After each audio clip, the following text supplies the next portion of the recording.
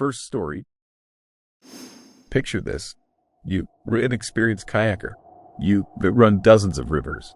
You know the risks. You respect the water, but what if the water doesn't just want your respect? What if it wants you? Summer 2017. The Gauley River in West Virginia, deep in the Appalachian Mountains. Emily and Jake Thompson, experienced paddlers, married 3 years, entered those dark waters together. Jake never made it out, but what dragged him down wasn't the current. It wasn't to rocks. It wasn't to drowning. It was something the river had been collecting for a very, very long time. July 2017. Emily, 28. Jake, 31. Married for 3 years, together for 8. Both experienced whitewater kayakers with dozens of rivers under their belts. The Ocoee, the Nantahala, the New River Gorge. This trip was supposed to be special. Their anniversary celebration. A week in the Appalachian wilderness. Just them and the river. They chose the Upper Gauley, a legendary section that runs through a deep canyon in the heart of West Virginia coal country. The maps rated it Class 3 IV, challenging but manageable for kayakers of their skill level. The put-in was remote, accessed by a winding dirt road that snaked through dense forest. Perfect isolation, perfect adventure. Monday morning, July 17th. They loaded 2 kayaks onto their SUV and started the 3-hour drive from their home in Asheville, North Carolina, into the mountains of West Virginia. Emily remembers the drive, how excited Jake was. He'd been stressed for months. His job at the engineering firm was killing him. 60-hour weeks, barely sleeping. This trip was supposed to reset everything, get them back to who they were when they first fell in love on a kayaking trip in Oregon.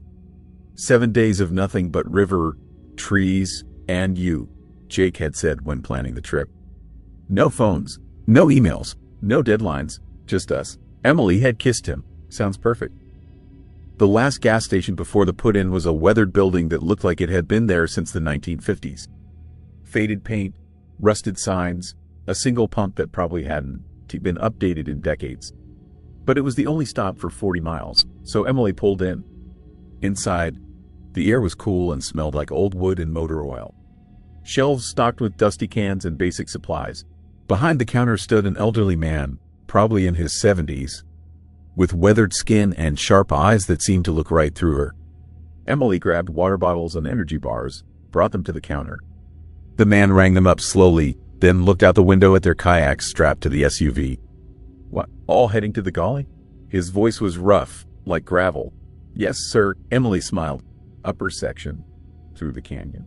The man stopped moving. His jaw tightened. Don, just that one word. Flat. Final. Emily, his smile faded.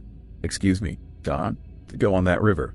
Not now. Not this week. He leaned forward, his voice dropping. Water has been strange lately. Too high, too fast. Every summer, someone goes missing on that stretch. Every single summer. Been happening long as I can remember. Emily felt a chill despite the warm day. We re-experienced kayakers. They check the water levels, the weather forecasts. All be careful. The old man shook his head slowly. It ain't about being careful. It ain't about experience. He paused, choosing his words carefully. That river, it is old. Older than these mountains, some say. And it's got a hunger to it. Spirits of all the folks who died in these hills. Miners, loggers, lost souls. They all end up in that water eventually. And when the river gets hungry enough, it takes someone new. Emily wanted to laugh it off as mountain superstition, but something in his eyes stopped her. This wasn't the crazy old man telling ghost stories. This was someone they seen something, who believed. My grandson, the man continued quietly, went down that river 5 years back. Strong swimmer, good kayaker, went with 3 friends. Only 2 came back, never found his body. I'm so sorry, Emily said, meaning it. The man bagged her purchases with shaking hands. If we're gonna go anyway, and I can see you are, then listen to me. If you hear voices in the water, singing quite singing, you get to shore. Immediately. Don, to listen. Don, to look. Just get out. He pushed the bag across the counter. And if you see them, the river spirits, the drowned ones. Don, then let them touch you. Once they touch you, the river claims you. You read theirs. Emily paid, thanked him, and walked back to the car in silence. She sat in the driver's seat for a moment, the old man, his words echoing in her head. Jake knocked on the window, making her jump. You okay? You look like you've seen a ghost. Emily forced a smile. Yeah, just... The guy in there was a bit strange. She didn't tell Jake about the warning. Didn't want to worry him. They'd come all this way. They were experienced. They'd be fine. She should have told him. 11:30 a.m. They carried the kayaks down a steep path to the river. The gully here was wide, the water a deep greenish brown, moving fast. The canyon walls rose on either side, covered in dense forest, oak, maple, rhododendron. Beautiful, isolated. They hadn't seen another person since leaving the gas station. Emily looked at the water and felt that chill again. Something about it seemed dark. Not just in color, but in feeling. Like the water was watching them. You sure about this? She asked Jake. He was checking his gear, adjusting his spray skirt. He looked up, surprised. Yeah, of course. Why? Emily looked at the river again. I don't, just a feeling. Jake walked over, pulled her close. Hey, we've done harder rivers than this. They got this. And besides, he kissed her forehead. They got you. You were the best paddler I know. If anyone can handle this river, it is you. Emily smiled despite her unease. You were just saying that because I saved your ass twice. 3 times, Jake corrected with a grin. Remember the yoke? They laughed. The tension broke. They were just 2 kayakers about to run a beautiful river. Emily looked back one more time before pushing off. She could swear she saw something in the tree line, a figure, watching. But when she blinked, it was gone. They launched at 11:47 a.m. Emily noted the time because Jake took a selfie of them both in their kayaks, paddles up, grinning. The canyon behind them, the river ahead. That photo would be the last one of them together. The first 2 hours were perfect. Everything Emily loved about kayaking. The rhythm of the paddle, the rush of moving water, the beauty of wilderness. Jake paddled behind her, occasionally calling out jokes, pointing out a hawk circling overhead, a deer on the bank. They stopped on a gravel bar around 1:15 p.m. Ate sandwiches. Jake put his arm around her. Thank you for this, he said quietly, for getting me out here, away from everything. I needed this so badly. Emily leaned into him. I know. I needed it too. Just us. He echoed and kissed her. Those were the last peaceful moments Yeah. Around 2 p.m., the river changed. It was subtle at first. The current picked up speed. The watercolor shifted from greenish brown to something darker, almost black in places. The temperature dropped. Emily could feel it even through her wetsuit. And then came the sound. At first, Emily thought it was just the river, the normal, rushing, gurgling sounds of water moving over rocks. But as she listened closer, it sounded like voices, faint, distant, coming from beneath the surface. Not words exactly, but something between humming and singing. Multiple voices, layered, harmonizing in a way that was almost beautiful but fundamentally wrong. Emily stopped paddling. Jake, do you hear that? Hear what? He pulled up beside her. That sound. Like singing. Jake listened, shook his head. Just the river. Maybe echo off the canyon walls? But Emily knew what she was hearing. The old man. His words came rushing back. If you hear voices in the water, singing that ain't quite singing. Jake, I think we should. Whoa. Jake pointed ahead. Check out that rapid. This is gonna be fun. Ahead, the river narrowed, funneling between massive boulders. White water churned and boiled. Class 4, maybe verging on V, bigger than the maps had indicated. They should have portaged around it. Should have stopped, scouted, made a plan. But Jake was already paddling toward it, energized, excited. And Emily didn't want to seem scared. Didn't want to ruin his adventure. She followed. The first 2 hours were perfect. Everything Emily loved about kayaking. The rhythm of the paddle, the rush of moving water, the beauty of wilderness. Jake paddled behind her, occasionally calling out jokes, pointing out a hawk circling overhead, a deer on the bank. They stopped on a gravel bar around 1:15 p.m. Ate sandwiches. Jake put his arm around her. Thank you for this, he said quietly, for getting me out here, away from everything. I needed this so badly. Emily leaned into him. I know. I needed it too. Just us. He echoed and kissed her. Those were the last peaceful moments Yeah. Around 2 p.m., the river changed. It was subtle at first. The current picked up speed. The water color shifted from greenish-brown to something darker, almost black in places. The temperature dropped. Emily could feel it even through her wetsuit. And then came the sound. At first, Emily thought it was just the river, the normal rushing, gurgling sounds of water moving over rocks. But as she listened closer, it sounded like voices, faint, distant, coming from beneath the surface. Not words exactly, but something between humming and singing. Multiple voices, layered, harmonizing in a way that was almost beautiful but fundamentally wrong. Emily stopped paddling. "Jake, do you hear that?" "Hear what?" He pulled up beside her. "That sound. Like singing." Jake listened, shook his head. "Just the river. Maybe echo off the canyon walls?" But Emily knew what she was hearing. "The old man," as words came rushing back. "If you hear voices in the water, singing, that ain't quite singing." "Jake, I think we should." "Whoa." Jake pointed ahead. "Check out that rapid. This is gonna be fun." Ahead, the river narrowed, funneling between massive boulders. White water churned and boiled. Class 4, maybe verging on V, bigger than the maps had indicated. They should have portaged around it, should have stopped, scouted, made a plan. But Jake was already paddling toward it, energized, excited. And Emily didn't want to seem scared, didn't want to ruin his adventure. She followed. The rapid grabbed Emily's kayak like a hand and threw her into chaos. Water exploded around her, over her head, against her face, pulling her left and right. She braced, corrected, found the line through the chaos. Her paddle hit water, found purchase, pulled her through. She shot out the bottom of the rapid, gasping, exhilarated. Heart pounding. "Jake," she called back. "You good?" She looked back just in time to see his kayak flip. Not unusual. He flipped dozens of times. He knew how to roll back up. But this flip looked wrong, like something had grabbed the kayak from below and yanked it over. Jake rolled up, sputtering. "What the hell was that?" "You okay?" "Yeah, He stopped, stared at the water around him. Look at the water." Emily paddled back toward him and saw what he was seeing. The water around them had turned completely black. Not dark green, not brown, black, like ink, like the bottom had dropped out into infinite depth. And there were shapes moving beneath the surface. Large shapes, multiple shapes, circling. "Jake, get to shore."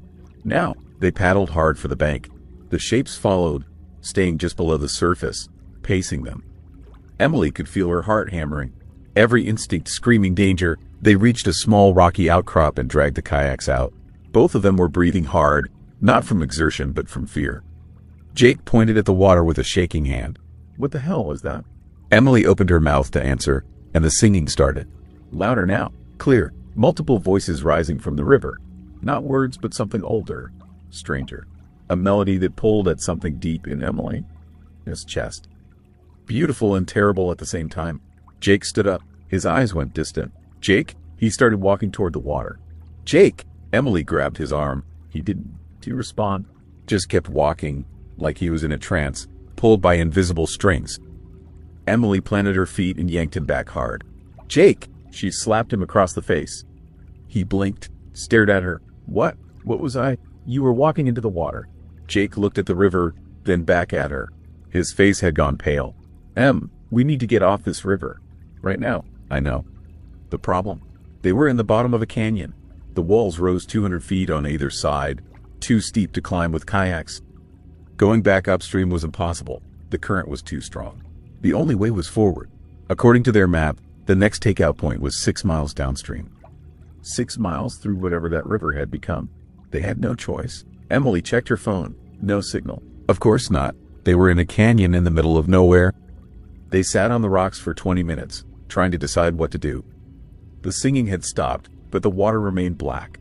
The shapes were still down there, waiting. Finally, Jake spoke. "We go fast. We stay in the middle of the current. We don't." He stopped. "We get to the takeout and we get the hell out of here." Emily nodded. "Together. We stay together. Together." They pushed off at 4:43 p.m. For the first mile, nothing happened. Just fast water, normal rapids. Emily started to think maybe the worst was over. Maybe they just hit some weird geological feature. Maybe the shapes were just big fish or logs, or the hands came out of the water. Dozens of them, pale, thin, dripping, rising from the black water like plants growing in fast motion.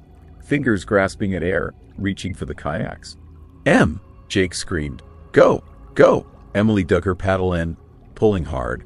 A hand grabbed her paddle blade. Ice cold. She screamed and yanked it free. Another hand slapped against the side of her kayak, leaving a wet handprint that smoked in the air. The singing erupted again, deafening now, coming from everywhere. Not just voices, but thousands of voices, overlapping, harmonizing in alien patterns. The sound of drowning, the sound of despair, the sound of everyone who ever died in these mountains, all crying out at once. Jake, his kayak was just ahead of her, weaving between the grasping hands. Emily saw one grab his paddle, saw him struggle to pull free. "Jake, stay ahead of..." Something massive rose beneath Jake, his kayak. Not a hand this time. Something huge, dark, shapeless. Like the water itself was reaching up. It lifted Jake, his kayak, held it suspended for one impossible moment, then threw it. Jake flipped, went under, came up gasping, but his kayak was gone, pulled under by the current. "Em, I can." Something grabbed his legs and pulled. Jake went under again. Emily dropped her paddle and dove off her kayak into the black water. The water was freezing, pitch black. Emily couldn't see anything, but she could feel them. All around her. Bodies, spirits, she didn't, they brushed against her legs, her arms. Hands grabbed at her wetsuit, her life jacket, pulling her down. She kicked hard, pushed through them.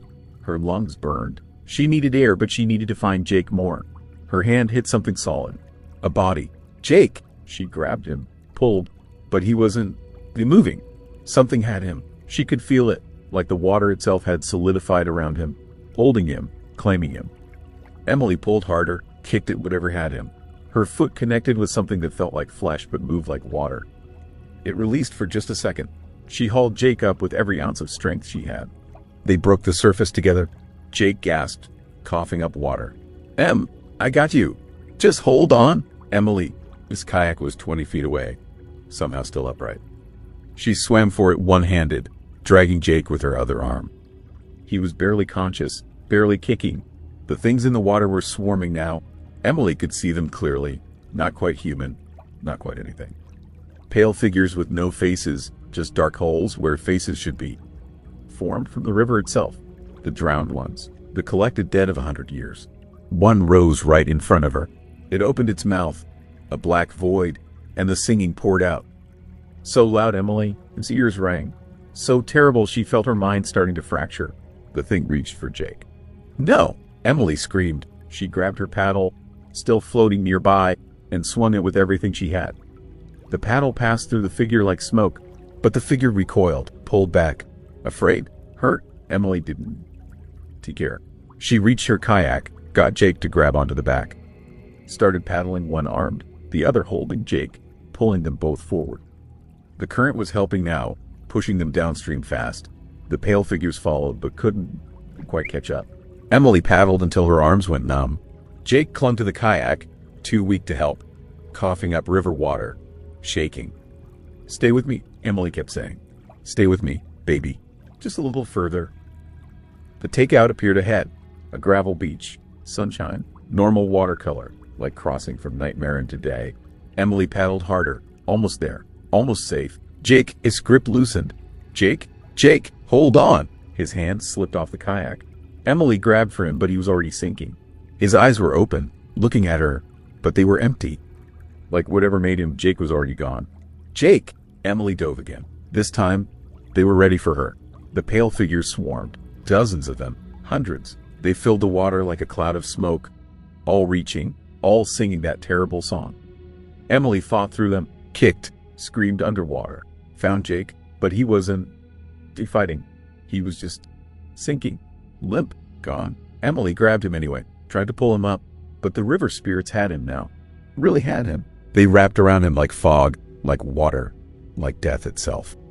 One of them, taller than the others, darker, rose directly in front of Emily's face. It didn't have eyes, but she felt it looking at her. It reached past her and touched Jake, his forehead. Jake, his body went completely still. The tall figure looked back at Emily and pushed her Hard. Emily shot up through the water, broke the surface near the shore. Gasped. Tried to dive again, but her body wouldn't to respond. She was too cold, too exhausted, too broken. She floated there, treading water, screaming Jake, his name, until her voice gave out. He never came back up. Emily doesn't remember crawling onto the gravel beach. Doesn't remember the hikers who found her 3 hours later, hypothermic and barely conscious. Doesn't remember the ambulance, the hospital, the first 2 days of sedation. What she remembers is the moment she saw Jake, his eyes go empty. That moment plays on repeat in her nightmares. The search lasted 9 days. Divers, search dogs, helicopters. They found Jake's body 7 miles downstream, tangled in a logjam. The medical examiner ruled it drowning. Said the cold water probably caused cardiac arrest. Quick, painless. Emily didn't correct them. Didn't tell them about the hands, the singing, the pale figures. Who would believe her? Jake, his parents flew in from Seattle. His mother sobbed and asked Emily what happened. Why couldn't you save him? What went wrong? Emily had no answer. Just, I tried. I tried so hard. The funeral was 4 days later.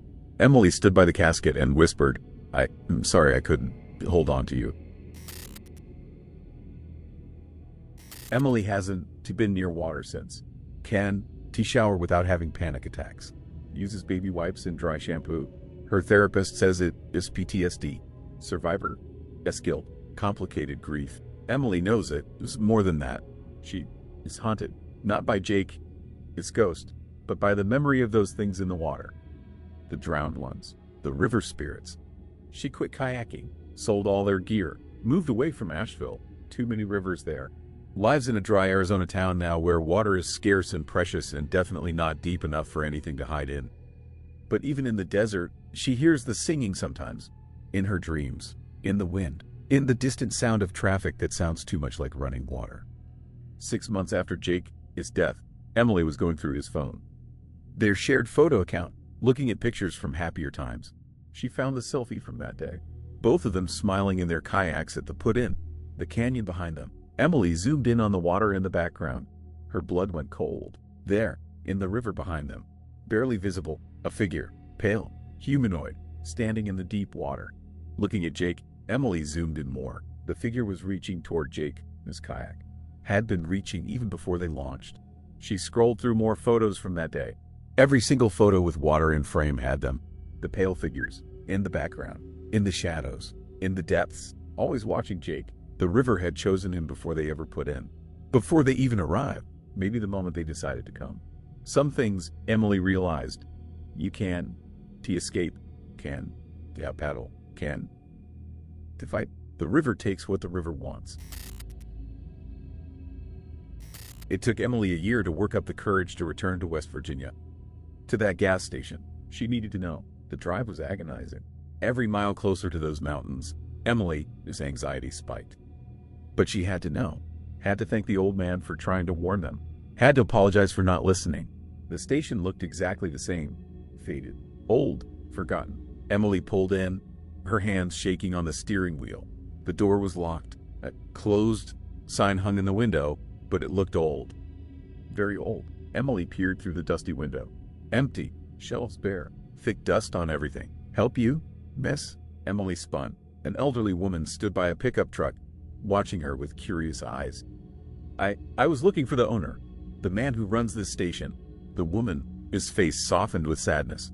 Oh, honey, Earl died. Must be 7 years now? Heart attack. His family closed the station. Couldn't bear to run it without him. Emily felt the ground tilt. It's not possible. I was here. July 2017. He was here. He warned us about 2017? The woman shook her head. No, dear. Earl died in 2010. Station has been empty since. I should know. I'm his sister. I'm the one who found him. But Emily, his voice broke. He talked to me. He told us not to go on the river. He told us about his grandson. The woman, his eyes widened. His grandson? You mean Marcus? He said. He said Marcus went kayaking and never came back. The woman, his hand went to her mouth. Marcus drowned in 2012. On the Gully. He and 3 friends. Only 2 came back. She paused, but Earl died 2 years before that. He never knew what happened to Marcus. We never got to tell him. Emily His legs gave out. She sat down hard on the pavement. "Are you okay, honey?" "Who warned us?" Emily whispered. "If Earl was dead." "Who was in that station?" The woman helped her up, guided her to sit on the tailgate of the truck. "My brother," she said quietly, "loved this land, loved these mountains, and he hated that river. Said it was cursed. Said it took too many people. He always tried to warn folks away from it." She looked at the empty station. Maybe he was still trying. Emily walked around to the side of the building. There, on the weathered wall behind some overgrown bushes, she found it. A small memorial. Faded photos behind cracked plastic frames. Names carved into the wood. Dates going back decades. "The Golly Lost," read the heading. Dozens of names. Dozens of photos. Emily found Marcus, a young man, maybe 25, smiling in a kayak. Date of death, August 2012. And there, near the top, Sarah Johnson. The photo showed a young woman with long dark hair, standing by a river, holding a paddle. Date of death, July 1997. Emily, his hands shook as she took a photo of the memorial with her phone. She walked back to her car. The old woman was still there. "Thank you," Emily said. "Did you lose someone on that river too?" Emily, his throat tightened. "My husband, Jake, last July." The woman squeezed her hand. "I'm so sorry, honey. That river," she shook her head. "It's been taking people since before I was born. Cherokee used to say it was haunted. Said the river collected the dead. All the mining accidents, the logging deaths, the lost souls in these mountains. They all end up in that water eventually. Why doesn't someone do something? What can you do against a river? Against that much death?" The woman looked toward the mountains. "That river is older than any of us, deeper than any of us know. And it's got a memory, a hunger." She met Emily's eyes. "Best we can do is warn people. Try to keep others away. Sometimes it works." "Not always," Emily said quietly. "No, not always." Emily drove home that day. Back to Arizona, back to the desert, back to dry land. That night, she placed 2 photos on her nightstand. Jake smiling in his kayak, and Sarah from 1997, smiling by the river. "I hope you found each other down there," Emily whispered to the photos. "I hope you were not alone. I hope the river is kinder to you now than it was then." She lay down in bed, closed her eyes, and heard it, faint, so faint. The singing, not scary this time, not threatening, just sad, mournful. The sound of everyone the river had ever taken, all singing together in the darkness. Singing their stories, their losses, their endings. Emily didn't fight it, didn't run, just listened and cried. Because she understood now, the river doesn't drown you out of malice. It drowns you because it's lonely. Because it has been collecting the dead for centuries and it doesn't know how to stop. The singing faded as Emily drifted to sleep. In her dreams, she is back on the Golly. But this time, Jake is waiting on the shore, smiling. Whole. Second story. I never thought I'd feel guilty for trusting someone else's footstep in the darkness. But when you reach standing 200 meters underground, and the only sound you hear is your own breathing and water drops falling somewhere in the abyss, you begin to understand. Some things in this world exist beyond logic. Some things lead you home. And some drag you so deep that the surface becomes just a memory. I thought speleology teaches you to rely on facts. Rope tension, crack width, the direction of whistling air. The rule of 3 points of contact: always maintain contact with the rock in 3 places at once. Pocket path markers leave signs every 15 meters. Communication delay protocol: if you don't surface within 6 hours, search begins. These are iron rules that have saved thousands of lives. But there are things that science doesn't explain. There are things that have lived in darkness so long they've become part of it. My name is Mark. I've been mapping caves for many years, among carabiners, lamps, and notes. A couple years ago, I met her, Elaine, a companion in gear and at the edge of maps. We became friends quickly. She could read the skeleton of rock like a book, and did it with a quiet, almost church-like attention. When we went into a system, she measured space with steps in silence. Elaine understood caves not just as geological formations. For her, they were living organisms with their own breath, their own pulse. I remember how once we stood in a huge grotto somewhere in the Seneca system, and she placed her palm on the wall. "Feel it?" she asked. "Everything here remembers. Every step, every word. Stone is the earth, this memory. I laughed then. I don't laugh about it now. She left a week ago. We had agreed to go together. Once she said there was something in her that called stronger than work. There are places where the past holds tighter, she said, looking at the map. I remember how she nodded when I mentioned zones like Seneca Caverns and other karst systems in the area, local show caves and wild, unexplored systems. For her, this wasn't just a route, it was a path. Before her disappearance, we exchanged rare messages. Photos of walls with drops, short sounds, the rustle of water, air breathing heavily from below, and here and there barely visible pencil marks on stone, besides the usual markers. As if she was whispering, I was here. Her last message came at 3 a.m. Just coordinates. And one phrase, found what the old-timers talked about. Going deeper. She stopped answering. On the 6th day, I packed my backpack, took her things.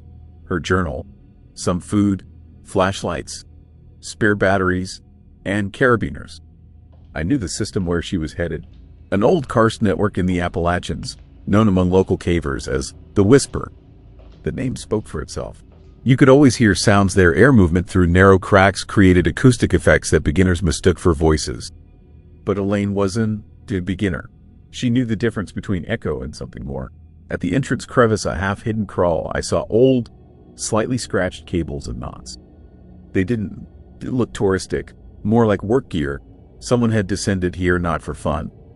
A thin rope, worn in places, led down to where light was like a promise. The cave smelled of moisture and old air. The stones were cold, pores overgrown with moss and deposits, the feeling that I had stepped into the body of a living mountain. I turned on my headlamp, its light cutting through darkness like a blade through dark fabric. Cavers know. Sound underground deceives. In karst voids, a footstep can sound 20 meters away from you or right behind your back, and they'll never understand where its source actually is. Echo layers, distorts, returns with delay. That is why we work in complete silence. Move slowly, listen to the rock. Along her trail marks, thin scratches on damp limestone, small arrows, numbers made with pencil. I walked, marking coordinate points on my GPS tracker so I could get out if needed.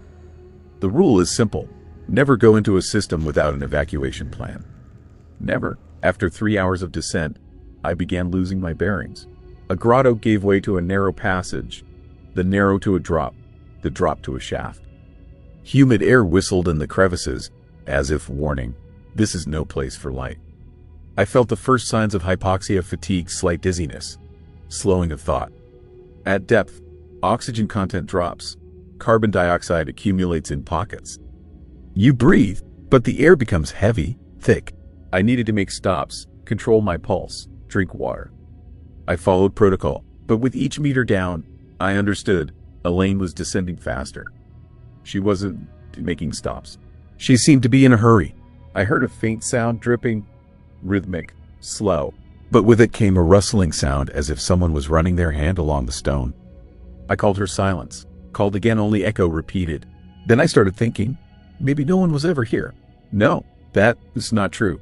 Someone was. I saw marks, fresh scratches on walls, traces of rubber soles on wet clay. Someone had passed through here recently. Very recently. Half an hour later, I came across a camp. No, not a camp in the tourist sense, just a primitive folding sleeping bag, backpack, metal flask, empty crumpled can. All caver style, compact, rough, but functional. No light, no candle, only the lamp I held in my hands remained. Around wet floor, drops falling regularly and quietly. Stones were plastered with deposits, but where she had sat, the ground was cleared, small pieces of rock removed, as if someone had wiped away traces. On the pile of things, her laptop, protected, waterproof, turned off, and gloves with stains of dirt and dampness. And her journal. The last entry was clear but short. She is visible if you don to look directly. Don to seek light. Light cuts. If it leads, follow. But don to trust steps from the void. I remembered her words. Light cuts. Why? I didn't to understand. But I knew that light meant return. And she possibly chose not to return. I flipped back through the journal. Previous entries were detailed coordinates, wall sketches, passage width measurements. But then the handwriting changed, became more hurried. Nervous. Words layered over each other. Day 3. Hear footsteps ahead. But when I go faster, they speed up too. When I stop, they freeze. This ISN. T echo. Echo doesn't. You know when you about to move. Day 4. Found a hall. Huge. Walls are worked. Niches in the rock like beds. Someone lived here. Lived here long. Left traces. But didn't leave. Day 5. Saw her. A woman. In the far corner of the hall. She stood motionless. I approached closer. She disappeared. But I know. She is here. She was always here. She was waiting. The last entry before the one I read first. They were not evil. They were just tired. Tired of light, of noise, of a world that demands too much. It is quiet here. Here you can just be. I understand them. Inside me fear, cold, doubt, everything mixed. But I went further. I lit the lamp brighter, installed an additional battery on my backpack, checked the carabiner and rappel devices. I was preparing for a serious route. In such systems, it is customary to check air supply, fasteners, and belay points every 30 to 45 minutes. That is what they teach in courses. I walked along a narrow passage, walls getting closer, ceiling lower. Air became heavier, breathing harder. With each breath, the feeling of the world was aged. I counted contact points. Left hand on a ledge, right foot on a step, right hand in a crack, 3 points of contact. Always 3 points. This keeps you in reality. And then I heard footsteps. Quiet, sliding. A voice? Mark? Came a female whisper? It was her voice. I looked around. Nothing. Turned the lamp brighter, darkness remained. Footsteps again. And a whisper. This way. I stopped. Every instinct screamed, Dawn, to go. But it was her voice. I would recognize it out of 1,000. Intonation, timbre, even the slight aspiration on consonants, everything matched. I moved and saw a silhouette, a figure I could trust.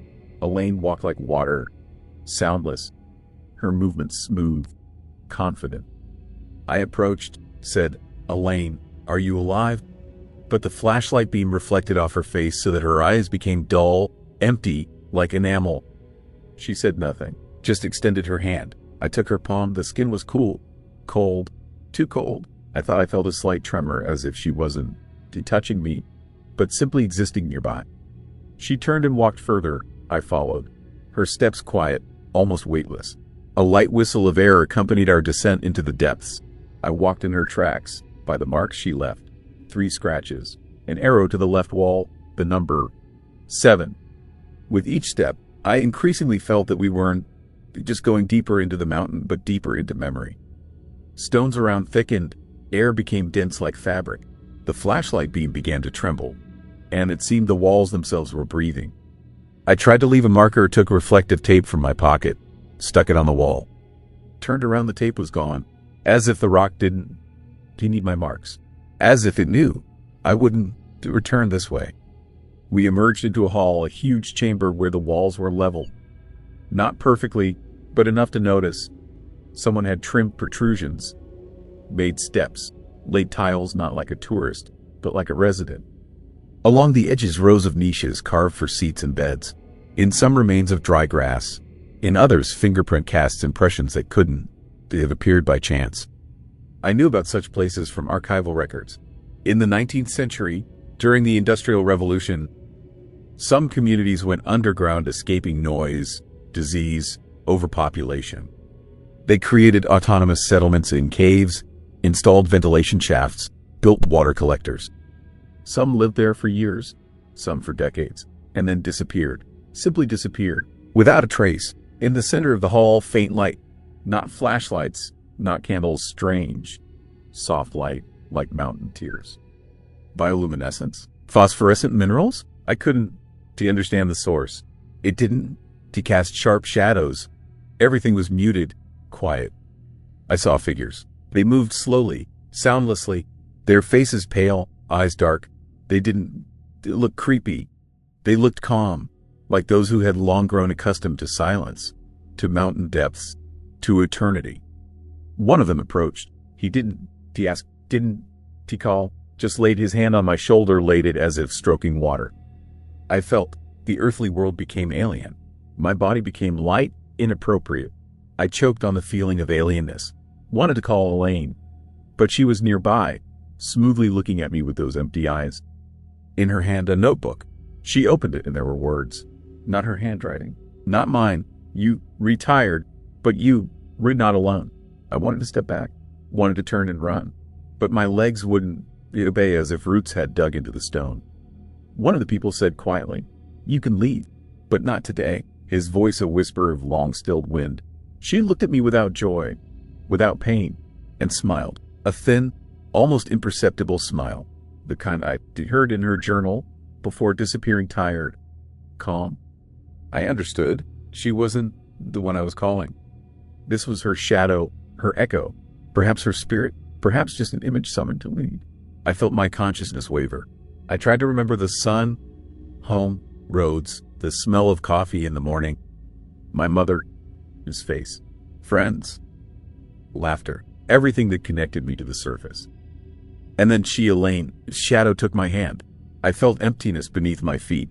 The cold pull of light carried me down. I tried to grab the stone, but my hands passed through.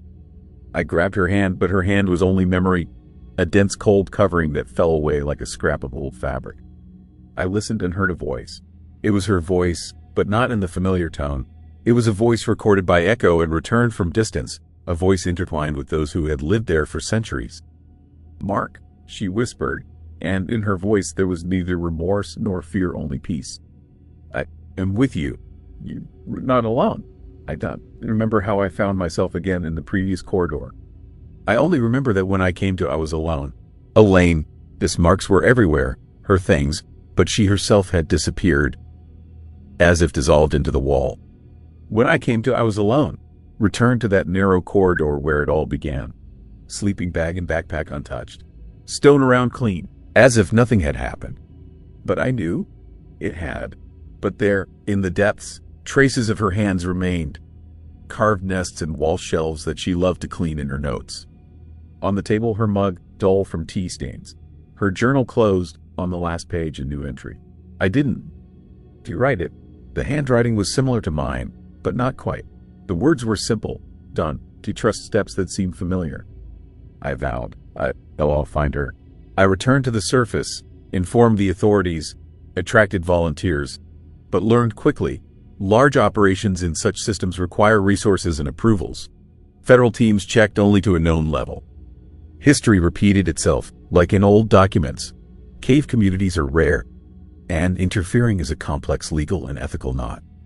Gradually, interest waned. People said, she left of her own will. She found a place where she wants to live. It seemed to me that this wasn't true, that she was dragged away, or maybe she left on her own. I didn't, Still done. Several weeks passed. I continued returning. Sometimes I found things that should have said, she was here yesterday. Fresh crumpled blanket, footprints of new length, a clump of hair on a stone bench. One day I found another journal. Its pages were written by me, but the handwriting was different. The entries spoke in first person, as if about how I had already made a choice, and it was happy. I remember how only a whisper remained from her in the corner. You'll be able to go when you ready. Sometimes, returning to the surface, I saw lights on the cliff. Not fires and not flashlights, but even lines of light that moved inside, as if someone was strolling along an underground alley. People said they'd seen this for decades, lights that followed along the same corridors every winter. Some called it the remnant of an old society, some the birth of a myth. I no longer knew what to believe. I knew only one thing. The world divides into those who stay in the light and those who choose another way to live. A month later, I returned and discovered that one of the entrance barriers had been neatly repaired. Stones, recently sealed, were polished. Someone came and fixed the passage so it wouldn't look like someone had dragged people away. Someone wanted the entrance to look closed. This was strange. They cared about the rules of light. I understood and feared at the same time. If they want contact, it means they have internal justice. Their own order, their own laws. At night, I woke up and heard footsteps in the house, as if someone was walking outside my room. It was the same echo I heard in the labyrinths, repeating, voice-like. Sometimes I felt a touch on my arm, cold, as if someone had run fingers across my wrist and left an imprint there. A year later, in the archive, I found mentions in old research journals describing similar settlements, people who voluntarily went underground to create autonomous societies long before modern urbanism. There were words about ventilation, water channels, shifted stone walls, everything I had seen with my own eyes. These facts didn't explain what actually happened, but gave the story structure. These were puzzle pieces from which you could assemble a picture, but not know the artist. I don't know where Elaine is now. Sometimes I like to imagine her among those who set up an underground city there. Her face calm, without illness or demands, with a book in her hands and a notebook nearby. Sometimes I imagine her as a shadow, lost and stretched out, one that continues to lead travelers deeper because she herself can no longer break free. I leave this space for your imagination. You know what scares me most? That sometimes I understand the simplest explanation may be the truest. She left voluntarily. And this doesn't diminish what happened at all.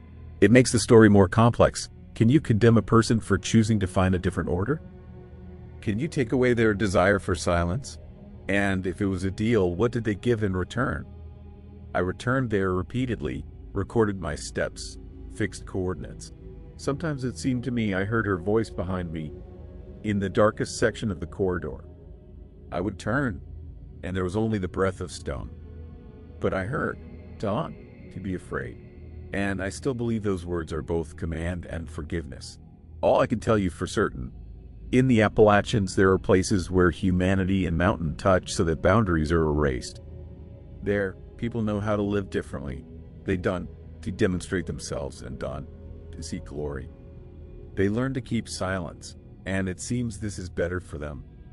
If you ever find yourself at a crevice in the mountain and hear a familiar voice calling you to follow, remember, the steps of a loved one can be the last light, leading back to the surface, or be a bridge that leads away into where others live. I'll leave you space for guesses. I'll leave her image untouched, a woman whose whisper can be both salvation and trap. And if you want to believe I'll find her believed. I continue searching. I make maps. I leave marks. I don't believe in heroism that ends in sudden sacrifice. I believe that sometimes people choose their own escape, and this is no less a tragedy. The end, or the beginning. I read between the lines. Done to chase those who left, if you done to have the readiness to stay. Maybe that's her last message. Maybe it to say warning. If you ask me now, I'd answer briefly. We had a choice, light or silence. Someone chose silence. Someone still lives in it, and leaves lights that move along the same route so that those who are lost can believe that someone is following them, but doesn't always lead back. Third story. I left Pittsburgh 3 days after I found my wife in bed with my brother. I didn't just leave. I fled. Threw the apartment keys on the table, got in my car, and drove wherever my eyes led me. Turned off my phone somewhere on the highway. By evening, I ended up in West Virginia, in the mountains where cell service doesn't work even if you turn your phone back on. I rented a cabin through an old man at a gas station. He didn't even ask my name, just took the cash and handed me a key on a wooden keychain. "Stove works," he said. "Got enough firewood. Just be careful with the trails." "What trails?" He looked at me like he asked something obvious. "The marked ones. Stick to them. The others, done to go." I nodded, thinking nothing of it. I shouldn't have. Morning greeted me with silence. Unfamiliar, thick silence that doesn't exist in the city. Snow had fallen all night. Light, fine, and now lay in an even layer, muffling everything to a whisper. I stood by the window with a cup of instant coffee, watching the bare branches of oak trees sway in the wind. My head was splitting, not from a hangover, from thoughts spinning in circles. Her face, his hand on her thigh, the creak of the bed I heard before I even opened the door. I needed to move, anywhere, just not sit here. I pulled on my jacket, shoved an old hiking map I found on the shelf into my pocket, and went outside. The cold hit my face, clean, sharp, smelling of pine bark and whetstone. Good cold, sobering. The map showed a trail, light ridge trail. A short route, 2 hours round trip, The perfect way to clear my head. I started walking. The first 20 minutes were normal.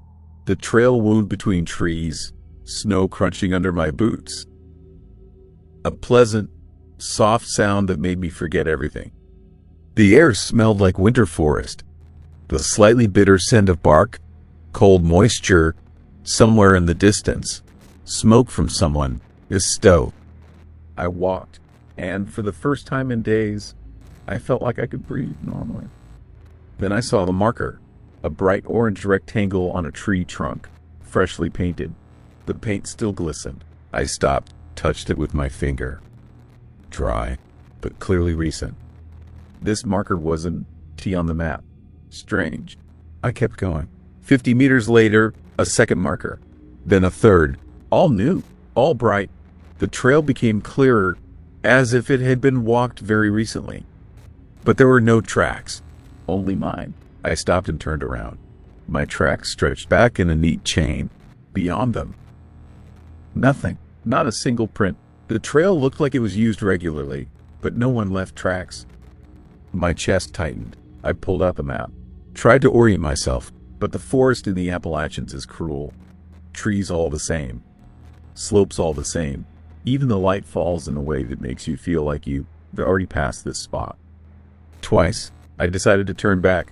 I turned around and froze. The trail was gone, completely. Where there had just been a clear path with markers, now there was just forest. Trees stood thick. Snow lay untouched. My tracks ended 3 meters from where I stood, as if someone had erased them with an eraser. My heart began to race. I swallowed. My throat was dry. Shit, the voice sounded too loud. The forest swallowed it instantly. I tried to go by memory, but after 10 minutes I realized I was completely lost. Panic began rising from somewhere in my gut. Cold, sticky. I forced myself to stop, take a breath, calm down. Just go downhill. Sooner or later I'll reach a stream. The stream will lead to the road. I went down and heard a sound. Quiet, scraping, like someone dragging something metal across tree bark. Slowly, methodically, I froze. The sound repeated, a little closer, to the left, then to the right, then behind me. I turned around. No one. Only trees, only snow, only my tracks, stretching into nowhere. I walked faster, descended the slope, grabbing onto branches, slipping on wet stones. My heart pounded so hard I could hear it in my ears.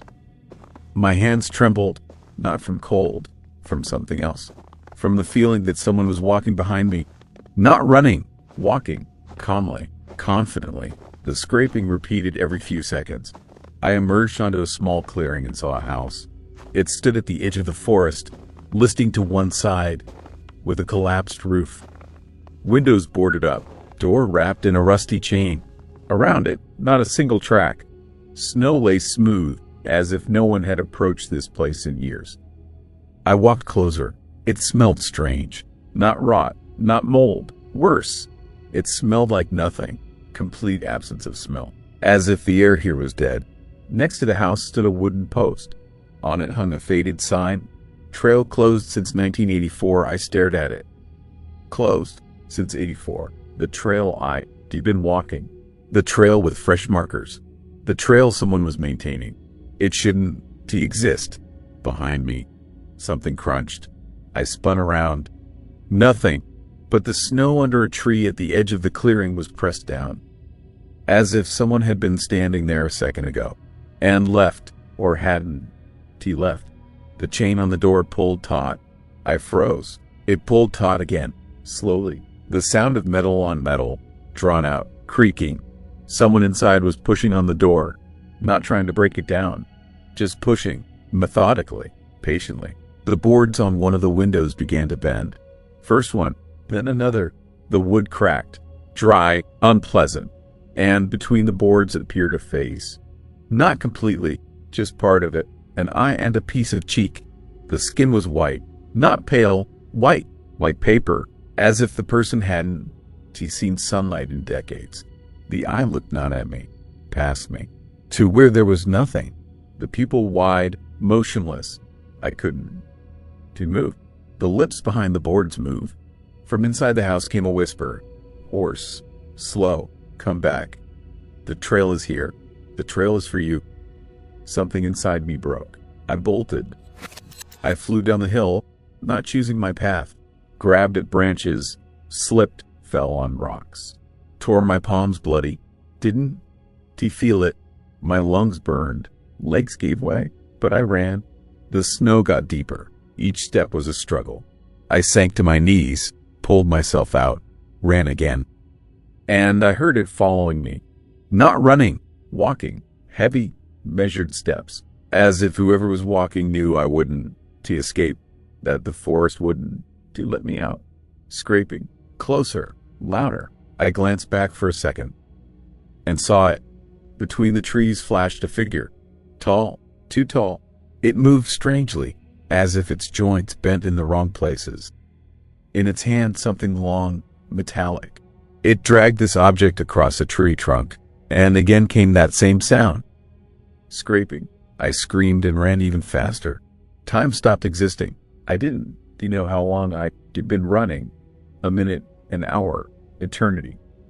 The forest was endless. The trees never ended. The snow got deeper and deeper. And behind me, footsteps. Always the same distance away. Not closer, not farther. As if I was being herded. Something glinted ahead. Wood. Light. I didn't understand what, but I ran toward it because I had no choice. Wooden railings. A bridge over a stream. I recognized it. It was on the map. This was the way out. I flew onto the bridge, jumped over the railing, fell on the other side. The snow was hard. The crust crunched under my knees. I turned around, gasping. On the other bank, nothing.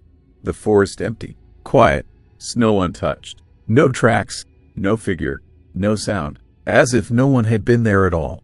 I lay in the snow, gulping air. My hands shook so badly I couldn't control them. Blood pounded in my ears. In my mouth, the taste of metal. I forced myself to stand. Walked along the trail that led to the cabin. A real trail, with real markers. Old, peeling ones. 20 minutes later I saw the cabin, this roof. Inside, I collapsed on the floor by the stove. Pulled off my boots with shaking hands. Sat there for 10 minutes, just breathing. Then I picked up my boot. Looked at the sole, and froze. On the rubber were paint prints. Orange, fresh, marks from the trail markers. Markers that shouldn't exist. The trail had been closed in '84, but someone had been repainting the markers. Someone was maintaining it, for whoever would come. I closed my eyes and tried to calm down. Maybe this was all a hallucination, a breakdown, stress-induced psychosis. I'd just gone through betrayal, divorce, lost my family. Maybe my brain just broke. But then where did the paint on my boots come from? I stood up, walked to the window. Snow was falling again. Dusk was descending quickly. The forest was darkening. And at the edge of the clearing, at the tree line, I saw it. A post, wooden, with a sign. Trail closed since 1984. It stood 50 meters from the cabin. I stared at it. My heart stopped. This post hadn't been here this morning. I was sure of it. From the forest came a sound. Quiet, familiar, the scrape of metal on wood. Slow, patient, closer. I stepped back from the window, locked the door, slid the bolt, pushed the table against the door, and sat on the floor with my back to the wall. Outside it grew completely dark. In the window, only my reflection, pale, frightened, and behind my shoulder, in the dark corner of the reflection, something was moving. Slowly, patiently, as if it had always been there. I found this text in a journal that was discovered in the cabin 2 months later. The owner reported that the renter never returned the keys. The journal lay on the table, open to the last page. The renter himself was never found, but on the map of West Virginia, the Light Ridge Trail is still marked. Closed since 1984. The markers on it are repainted every winter. No one knows who does it. Fourth story. Snow cuts my face like glass. I'm standing at the edge of a white field and I can take a step. The wind is so strong I have to breathe through my jacket sleeve. My backpack weighs down on my shoulders. My legs sink knee-deep. Ahead, a yellow light flickers. A window. Maybe a window. I take a step. The snow beneath my foot gives way. Beneath me, darkness. A crack. I stagger back and fall on my back. I lie there, staring at the white sky. This valley looks empty. But 3 days ago there were 3 of us here. Now I'm alone. And most people think we lost him in the blizzard. That it was an accident. But I know the truth. It all started when we came here voluntarily. 3 weeks ago we landed at a small airport somewhere in northern Alaska. I remember the plane descending over the forest, endless coniferous masses, rare glimpses of roads, and snow everywhere. There were 3 of us, me, cameraman Jake, and a local guide named Tom. We were filming material for a small documentary project, a series about abandoned places in the north where people had disappeared. Nothing big, just content for a channel with a few thousand subscribers. Tom met us at the terminal exit, a man about 50, in a massive khaki jacket, with a weathered face and tired eyes. He shook our hands, took our backpacks and threw them in the bed of an old pickup. Jake immediately started filming the terminal, the snow, the truck, the forest outside the window. He was always filming. Tom got behind the wheel and said without turning around that the roads here are unpredictable. The weather changes in an hour, and 3 days is the maximum. If a storm starts, we leave immediately. We agreed. We had a map, GPS, radios. A week is worth of food. We were ready. The drive took about 2 hours. We drove along a narrow road surrounded by coniferous forest. Sometimes we passed houses, small, wooden, with smoke from chimneys. People lived here, but the farther we drove from the airport, the less often they appeared. By the end of the journey, we hadn't seen a single house for 40 minutes. The base turned out to be a wooden cabin on the edge of a small clearing. Inside it was warm. The stove was working. It smelled of smoke, old wood, and dampness. A generator hummed behind the wall. Tom showed us the rooms, explained how to use the stove, and went to his own. We unpacked. Jake checked the camera. I reviewed the maps en route. Everything was clear. Tomorrow morning we go to the mine, shoot material, return by evening. 3rd day, reserve. 4th, back to the airport. In the evening there was a knock at the door. I opened it. On the threshold stood an elderly woman with a scarf on her head and a basket in her hands. She handed me bread wrapped in cloth and said quietly, without looking me in the eye, that in winter you can hear the mine making noise, and it is better not to go there at night. I thanked her and took the bread. She nodded and left. Tom chuckled from his room. Local superstitions. Everyone here says that. Jake shrugged and returned to his camera. I closed the door and didn't think about it anymore. The wind started after midnight. Quiet at first, then stronger. The house creaked. The beams cracked. I lay in my sleeping bag listening to these sounds. An old house in the forest. Wind. Winter. Nothing scary. Around 2 in the morning, the door opened. Jake went out on the porch. I heard him light a cigarette. Then a long silence. I got up and went to the window. He stood at the edge of the porch with his back to me, looking into the darkness. There was nothing around, just snow and forest. No lights, no movement. Emptiness. When he came back, I asked if everything was okay. He nodded, shaking snow off his jacket, and said yes, just very empty. He'd never seen anything like it. I didn't. He asked what exactly he meant. We set out early in the morning. Tom walked ahead, setting the pace. We followed him in single file. First me, then Jake. The snow was dense, packed by the wind, but slippery. The trail led over a low slope, then down into a wide valley. I noticed almost immediately, the sound started disappearing. At first I thought the wind was drowning out voices, but that wasn't it. The sound just got lost. There was no echo. When Jake spoke, his voice sounded muffled, as if through glass.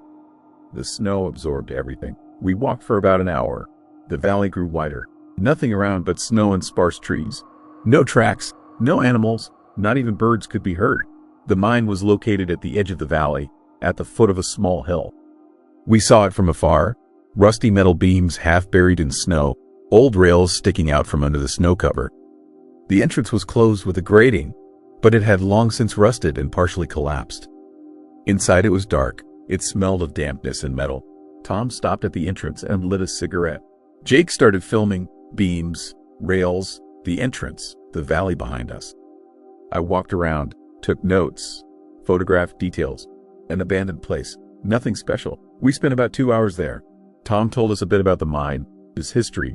It operated in the mid-last century, then closed. Officially, economic impracticality. And officially, several people disappeared. No bodies, no explanations. They just closed it and forgot about it. Jake filmed all of this. He was focused, working quickly and professionally, and then he stopped and said there was someone there. Without taking his eyes off the viewfinder, I turned around. Where? He pointed to the slope on the right. You see, I looked. The slope was empty. Just snow and sparse bushes. There's no one there. Jake insisted he saw a figure. A person was standing there. Tom approached us, looked in that direction, and shook his head. The snow plays tricks. Light refracts strangely. It happens here all the time. It seems like you see movement, shadows, figures, but it's just snow. Jake lowered the camera. He was sure he saw something. I could see it in his face, but he said nothing. We continued working, but the mood changed. No one spoke about it out loud, but we all became more careful. Movements slower, glances more attentive. Jake looked around more often. Tom smoked more than usual. I took notes but couldn't to concentrate. Around 3 in the afternoon, the wind began to pick up. Tom noticed first. He raised his head, looked at the sky, and said curtly that we need to leave. Now, we started packing quickly. Jake packed the camera. I threw my backpack on my back. Tom was already heading for the trail, but there was no trail. In the 2 or 3 hours we spent at the mine, snow had covered our tracks. Everything became the same. White field, white slopes, white sky. No landmarks. The wind lifted snow from the ground. Visibility dropped to a few meters. Tom took out a compass. Jake turned on the GPS. I unfolded the map, but the wind almost tore it from my hands. The compass showed north, but that didn't help. GPS wasn't catching a signal. The storm was jamming the satellites. The map was useless without landmarks. We started walking blindly. Tom walked ahead, trying to remember the way from memory. We followed him silently, staying close to each other so as not to get lost in the white haze. Snow came down in sheets. The wind howled so loud it was impossible to talk. I walked with my head down, looking only at Tom, his feet ahead. If I lost sight of him even for a minute, I wouldn't be able to find him. We walked for 2 hours, maybe 3. I lost track of time. Cold seeped through my jacket, gloves, boots. My feet were wet. My hands were numb. Breathing became harder. The air was dense, icy. Each breath required effort. Tom stopped. I almost crashed into him. He looked back and I saw his face. Tired, tense, but calm. He was shouting something, but the wind drowned out the words. Then he pointed forward. There, through the snow, trees were visible. A line of forest. We reached it and stopped. There was nowhere to take shelter, but at least the trees blocked some of the wind. We set up the tent between the trees. Or rather, we tried. The wind tore off the tarp. Snow poured inside. We worked silently, struggling to hold the structure. When we finally finished, we crawled inside and closed the entrance. Inside it was cold. The tent was wet. The backpacks too. The sleeping bags were damp. We sat back to back, trying to warm ourselves with body heat. No one spoke. We just breathed and waited. The wind didn't die down all night. It beat against the tent, rocked it, tore the tarp. I didn't sleep. Jake didn't either. I could feel it. Tom maybe dozed. His breathing was even. Somewhere around midnight I heard a sound. Not the wind. Something else. A dull crack, as if something heavy had fallen nearby. Then silence. Then the crack again. I listened. Jake turned his head and whispered, asking if I heard it. I nodded. We waited. The sound didn't repeat. Tom woke up, looked at us and asked what happened. I answered that nothing. Must have imagined it. He nodded and closed his eyes again.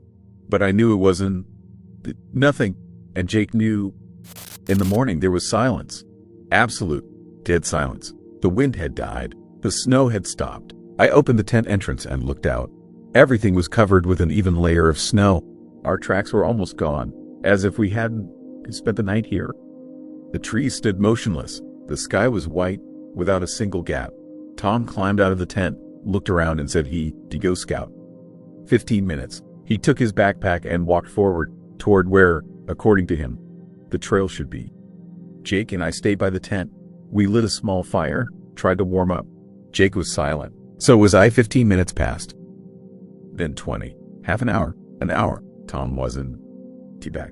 We started calling for him, shouting his name. Voices disappeared into the white emptiness, not returning as an echo. Nothing. Silence. Jake looked at me and said we need to go. We followed his tracks. They were clear, deep, leading straight ahead. We walked for about 10 minutes. The tracks went up a small slope. We climbed after them, and then they disappeared. Just disappeared, as if Tom had reached this point and evaporated.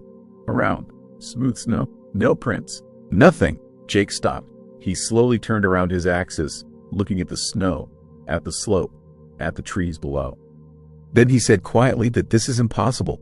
I came closer, crouched down, studying the snow surface. No signs that the tracks had been blown over by wind. Just clean, untouched surface. As if they had never been there, we continued walking forward, trying to find anything. Shouted. Searched. Nothing. Tom had disappeared. We searched for him all day. We walked in circles, returned to the place where the tracks disappeared, went off in different directions again. Jake was on the edge. I could see him barely holding it together. We both understood that the chances of finding Tom were almost zero. But we couldn't just leave. I examined every section of snow, checked every fold of terrain, looked under every bush. Jake did the same. We worked silently, methodically, like robots. Shouting was useless. The sound got lost anyway. By evening, we returned to the tent. Strength was running out. Food was running low. Water too. We sat by the fire and were silent. The fire was weak. The wood damp. Smoke stung our eyes. Jake finally spoke and asked what we should do. I didn't. If we stay here, we die. If we leave, we abandon Tom. But Tom was most likely already dead, frozen somewhere in the snow, or fell into a crack, or I didn't want to think about other options. I said we going forward, that we have to get out. Otherwise we will all stay here. Jake nodded. He understood. The next morning we packed up the tent and went. Without a map, without GPS, just on luck. We walked all day without stopping. Jake walked silently, not looking back. I walked behind him, counting steps so I wouldn't go crazy. By evening we reached high ground. From there you could see farther. And I saw a power line. Civilization. We reached it in an hour. There was a road, old, covered with snow, but a road. We walked along it, and after a few kilometers we saw a house. Small, wooden, with smoke from the chimney. There was a phone there. I called rescue services. The helicopter arrived in 3 hours. During that time snow started, not as strong as before, but dense, persistent. The pilot said we were on time. Another hour and it would have been impossible to fly. They lifted us aboard, gave us blankets, hot tea, asked about Tom. I told them everything, how he went to scout, how the tracks disappeared, how we searched for him all day. They nodded. They had heard such stories before. The next day, the rescue team returned to the valley. They searched for Tom for 3 days. Found our tent, our tracks, the place where his prints disappeared. They descended into an old crack near the mine. There were tracks there, fresh ones, but there was no person. Official conclusion: died as a result of a snowstorm. Body not found. Unofficial. No one spoke about it out loud, but I saw their faces. They knew something wasn't right here. I returned in the summer. There was no snow. The valley looked completely different. Green, calm, almost beautiful. The trail was clearly visible. The mine stood in its place, rusty and quiet. No cracks, no collapses. I stood at the edge of the valley and looked down. The wind was warm, quiet. Birds sang in the forest. Everything was normal, but I remembered what it looked like in winter. I remembered the white emptiness. I remembered how Tom's tracks disappeared. I remembered the silence. Sometimes we believe that a person disappeared in the snow, that it was an accident, nature, a mishap, but the snow was here only on top of reality. And what was beneath it, I don't, do you know? And probably don't want to know. Fifth story. We got lost. It was my mistake. The words echoed through the darkness. A trembling whisper carried on the wind through ancient pines. A voice cracked with fear, heavy with guilt, belonging to someone who knows that led their friends into something terrible. The camera captures only fleeting glimpses. A pale face illuminated by a dying flashlight, branches scraping against fabric, the rhythmic thud of a heart beating in panic. In the suffocating blackness of Gifford Pinchot National Forest, someone is running. Someone is hiding. Someone knows they made a choice that can never be undone. The forest listens, indifferent and eternal, as another group of hikers learns that some paths should never be taken. The morning sun filtered through the towering Douglas firs as four friends gathered in the parking lot of Canyon Creek Campground, their laughter cutting through the crisp mountain air. It was supposed to be a simple weekend trip, 2 days of hiking, 1 night under the stars, and memories to last a lifetime. They had planned this for months, poring over maps during lunch breaks, debating gear choices late into the night, building anticipation with every passing week.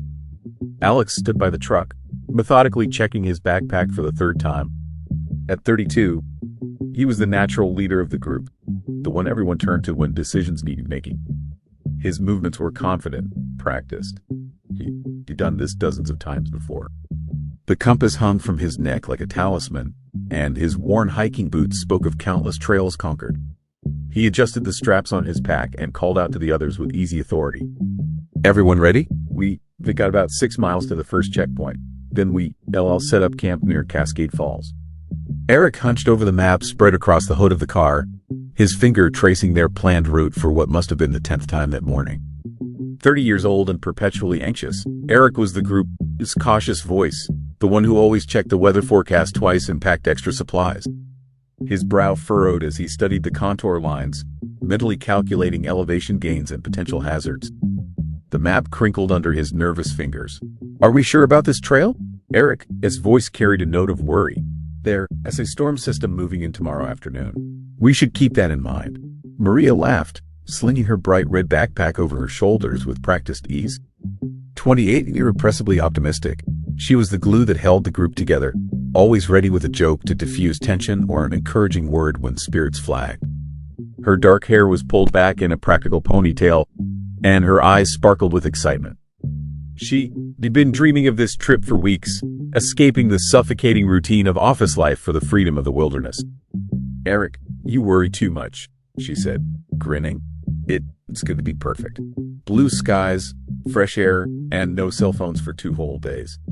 Paradise. Pete fumbled with his brand new backpack, trying to figure out how to properly adjust the hip belt. At 25, he was the youngest of the group and the least experienced hiker. This was only his 3rd time on a serious trail, and everything still felt awkwardly unfamiliar. The weight distribution, the rhythm of walking with a loaded pack, the strange vulnerability of being so far from civilization. But his enthusiasm made up for his inexperience, and his eagerness to prove himself pushed him forward. "I'm ready," Pete announced, though his pack sat crooked on his shoulders. "Let's do this." Alex smiled and shouldered his pack with an easy motion that spoke of years of experience. The group fell into formation, boots crunching on the gravel path that led from the parking lot toward the main trailhead. Above them, the sky stretched impossibly blue, and the forest hummed with life. Birds calling from hidden perches, squirrels rustling through the underbrush, the distant rush of water over stone. It was the kind of morning that makes you believe nothing bad could ever happen. They followed the wide, well-maintained trail that wound through stands of old-growth forest. Shafts of sunlight penetrated the canopy, creating pools of golden warmth on the forest floor.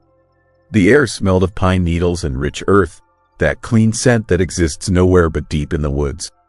Their conversation flowed easily, punctuated by laughter and the occasional pause to admire a particularly impressive tree or to let someone take a photo. Maria pulled out her phone to snap a selfie of the group, everyone pressed together and grinning. "Last photo before we go off the grid," she announced. The camera captured 4 smiling faces, flushed with excitement and anticipation. None of them could have known it would be the last normal moment they'd share. As they walked, Alex entertained them with stories from previous hikes. The time he accidentally set up his tent on an ant hill.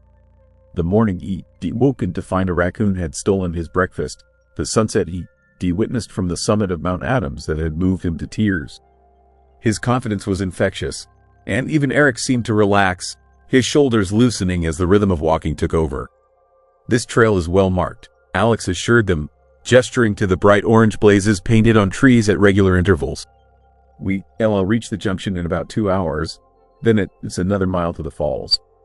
"Easy day." The trail climbed gradually, winding upward through the forest in long, lazy switchbacks.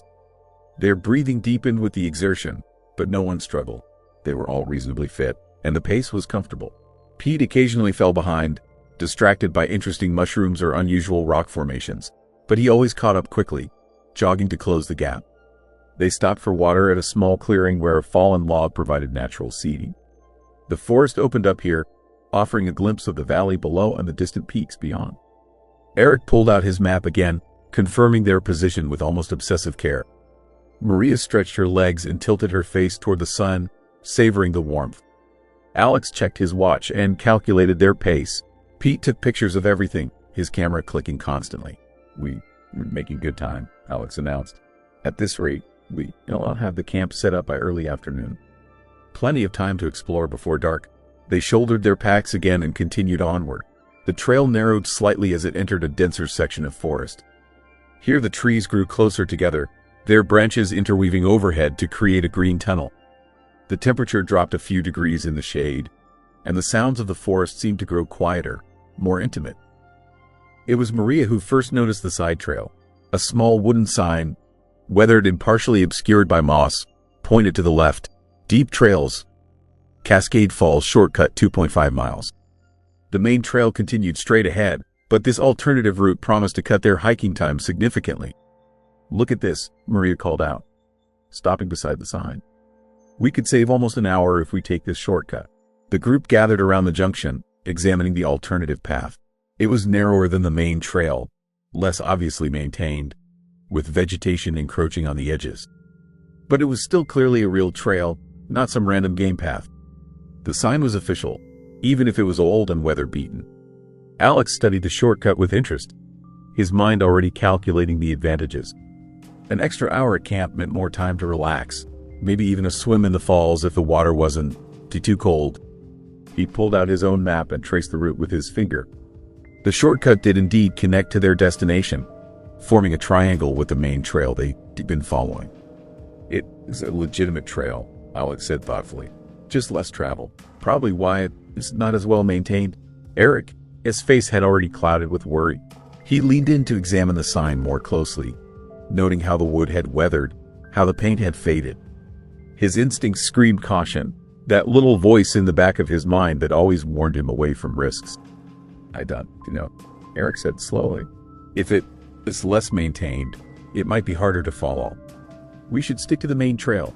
It's marked clearly, and we know exactly where it goes."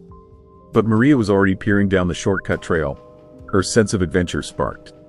The path disappeared around a bend about 50 yards ahead, winding between massive tree trunks. Something about it appealed to her, the idea of taking the road less traveled, of having a small adventure within the larger adventure. "Come on, Eric," Maria said with a grin. "Where is your sense of adventure? It is still an official trail. We're not bushwhacking through unmarked territory." Pete moved to Maria's side, his inexperience making him eager to prove his boldness. He didn't want to be seen as the weak link, the one who slowed everyone down or needed special accommodation. If Maria thought they should take the shortcut, he was ready to follow. "I'm up for it," Pete said, trying to sound confident. It will be more interesting than following the highway trail." Alex stood at the junction, the weight of decision settling on his shoulders. He looked down each path in turn. The wide, safe main trail that would definitely get them where they needed to go, and the narrower shortcut that promised efficiency and a bit of excitement. His confidence in his own abilities tipped the scales. He navigated plenty of trails before. What could go wrong on a marked path, even a less maintained one? "All right," Alex said finally, his voice carrying the authority of leadership. I'll take the shortcut, but everyone stay together. If it gets too overgrown or hard to follow, we turn back." "Agreed." Eric opened his mouth to protest further but caught himself. The decision had been made, and he didn't want to be the one always holding everyone back with his worries. He nodded reluctantly, folding his map with sharp, precise movements that betrayed his unease. "Agreed," Eric said quietly, "but just be careful." They adjusted their packs and turned onto the shortcut trail, leaving behind the wide, sun-dappled main path for the narrower route that promised adventure. The forest seemed to close in around them almost immediately, the canopy thicker here, the underbrush more aggressive. Their boots found the trail easily enough, but already it felt different, wilder, less tamed by human passage. None of them looked back at the junction. None of them saw the way the forest seemed to swallow the entrance to the shortcut behind them, or noticed how the bird song that had accompanied them all morning suddenly fell silent. They walked forward with confidence, trusting in their preparation, their equipment, and their leader, this experience. The choice had been made, the die had been cast, and somewhere deep in the forest, in that place where logic gives way to primal fear, the woods waited patiently for 4 more lost souls to wander into its depths. The shortcut trail started innocently enough. For the first 15 minutes, it seemed perfectly legitimate, narrow but clear, with occasional markers carved into tree trunks to confirm they were on the right path. The forest here was beautiful in a wild, untamed way, with massive ferns carpeting the ground and moss hanging from branches like green curtains. Alex led the way with steady confidence, occasionally pointing out interesting features. A particularly ancient cedar, a glimpse of a deer path intersecting their trail. But gradually, almost imperceptibly, things began to change. The markers on the trees grew farther apart. The trail itself became less defined, with vegetation creeping across the path. The easy footing of the main trail gave way to roots and rocks that required more careful navigation. The group's pace slowed as they picked their way forward. Eric noticed at first that subtle shift from trail to something less certain. He stopped and pulled out his map again, trying to orient himself using the landmarks around them. But the problem with dense forest is that landmarks disappear. Every tree looks like every other tree. Every bend in the trail seems identical to the last. Are we sure we're still on the trail? Eric called ahead to Alex. Alex paused and looked around, then spotted a faded blaze on a tree trunk about 20 feet ahead. Yeah, I see a marker. We good. They continued forward, but the doubt had been planted. Pete, bringing up the rear, found himself glancing nervously at the thick vegetation pressing in on both sides. The casual confidence of the morning had faded, replaced by a growing awareness that they were moving deeper into wilderness, farther from the safety of well-traveled paths. Maria tried to keep the mood light, making jokes about feeling like explorers charting unknown territory. But even her laughter sounded a bit forced now, echoing strangely in the quiet forest. The silence itself was beginning to feel oppressive. No more birdsong, no rustling of small animals, just the sound of their own breathing and footsteps. The trail continued to deteriorate. What had been a clear path now required constant attention to follow. Several times Alex had to stop and search for the next marker, scanning the trees until he spotted a faded blaze or carved arrow pointing the way forward. Each pause ate away at their timeline and their confidence. How much farther do you think? Pete asked, his voice tight with growing nervousness. Alex checked his watch and did some mental calculations. We should be close. The shortcut was supposed to be 2.5 miles. They've been walking for 45 minutes? We must be near the end. But even as he spoke, doubt crept into Alex's voice. The trail had twisted and turned so much that it was hard to judge distance. They could have covered 2 miles or they could have covered 1. In the featureless forest, every sense of scale disappeared. The trees grew taller and more tightly packed. The canopy overhead thickened until only scattered fragments of sky were visible through the leaves. The light took on a greenish quality, filtered through layers of foliage. The temperature dropped noticeably as they moved deeper into shadow. They came to a place where the trail seemed to fork, or perhaps where 2 game paths crossed the hiking trail. Alex stopped, uncertain for the first time which direction to take. He searched for markers but found none.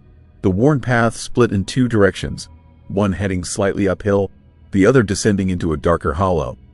Which way? Maria asked, the worry now clear in her voice. Alex studied both options, trying to apply logic.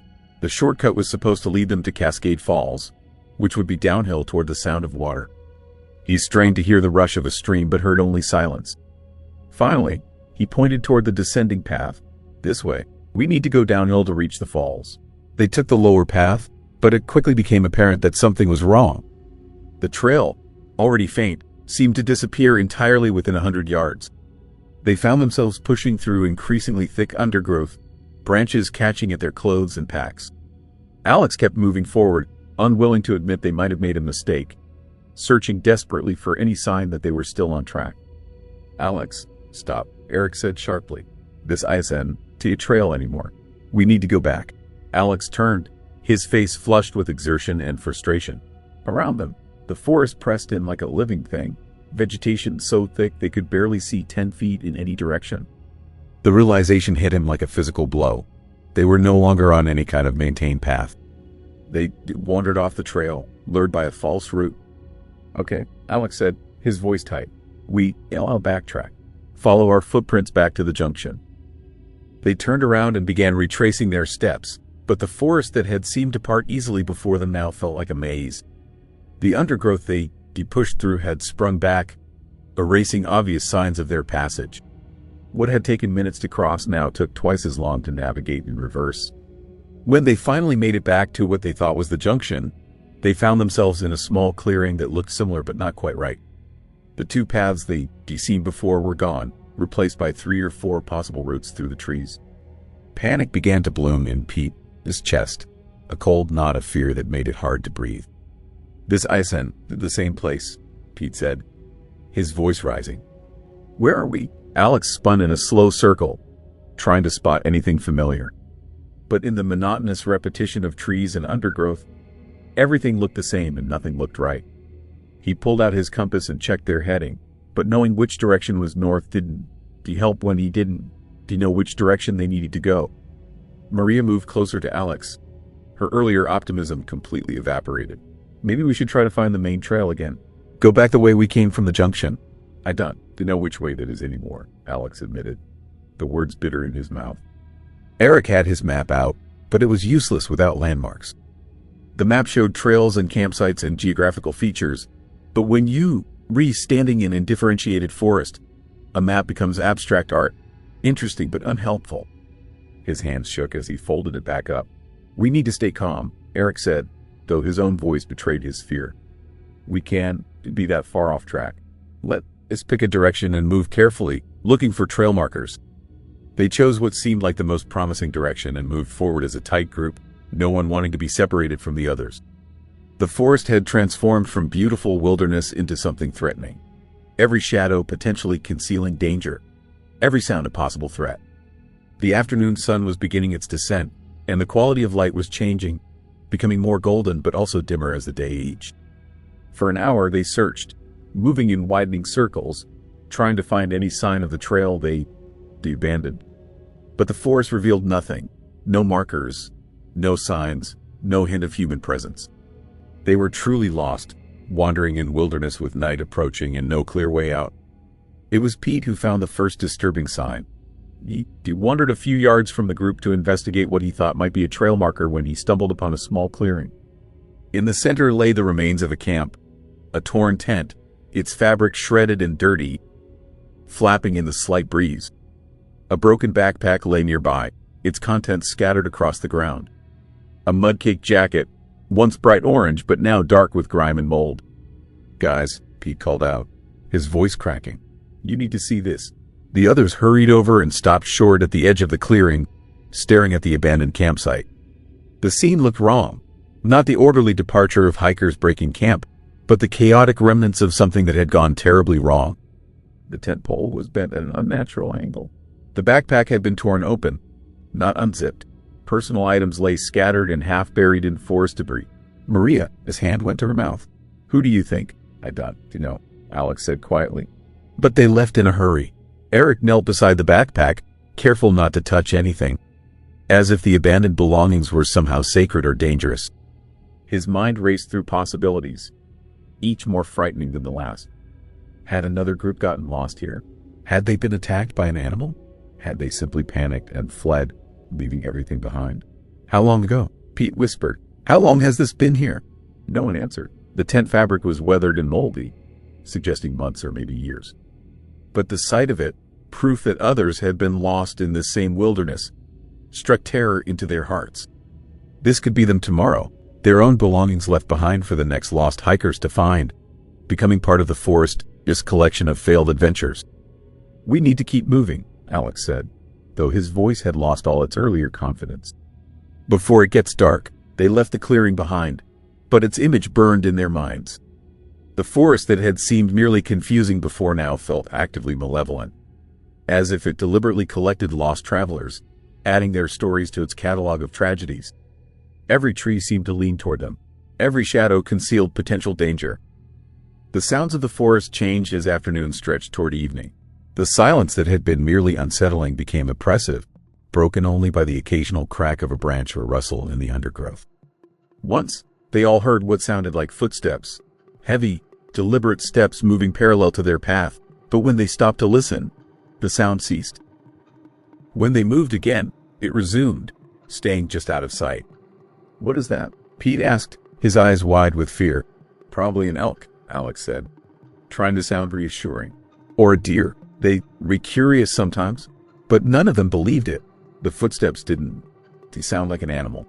They sounded too measured, too deliberate. They sounded like something following them, tracking their movements, waiting for what? The unknown possibility was worse than any definite threat. As the sun began to sink lower, the shadows stretched and merged. The forest transformed yet again, from threatening to genuinely frightening. Visibility dropped as the light faded, and every friend's face became harder to see. They drew closer together instinctively, no one wanting to be even a few feet from the others. "We need to find a place to camp," Eric said. "We can't wander in the dark." Alex wanted to argue, wanted to keep searching for the trail, but he knew Eric was right. Moving through unknown forest in darkness was asking for injury or worse. They needed to stop, to make camp, to wait for morning when they could see clearly and think rationally. They found a small clearing, barely large enough for their 4 bodies, surrounded by massive trees. It wasn't ideal. The ground was uneven and scattered with roots, but it would have to do. With shaking hands, they unpacked their camping gear, the simple tasks made difficult by fading light and mounting fear. Maria pulled out her phone, hoping against hope for a signal. The screen glowed bright in the growing darkness, showing no bars, no connection to the outside world. The phone was nothing but a flashlight now, its smart capabilities useless in the wilderness. She checked everyone else's phones with the same result, completely cut off. "Nothing," she said, her voice small. We're completely alone out here." The 4 of them stood in a circle in the growing darkness, and for the first time the full weight of their situation settled over them. They were lost. Night was falling. No one knew exactly where they were.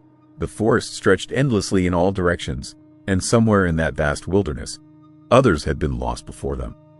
The abandoned campsite proved that. Pete sank to the ground, drawing his knees to his chest. Maria sat beside him, wrapping an arm around his shoulders. Eric and Alex remained standing, both staring out into the darkening trees, watching for threats they couldn't name but could feel in their bones. The temperature continued to drop as the sun disappeared. Cold seeped up from the ground and down from the canopy. The warmth and brightness of the morning felt like a distant dream, something that had happened to different people in a different world. Now there was only the cold, the darkness, and the terrible awareness that they were utterly, completely lost. They managed to get a fire started in the clearing, Alex coaxing flames from dry twigs with trembling hands.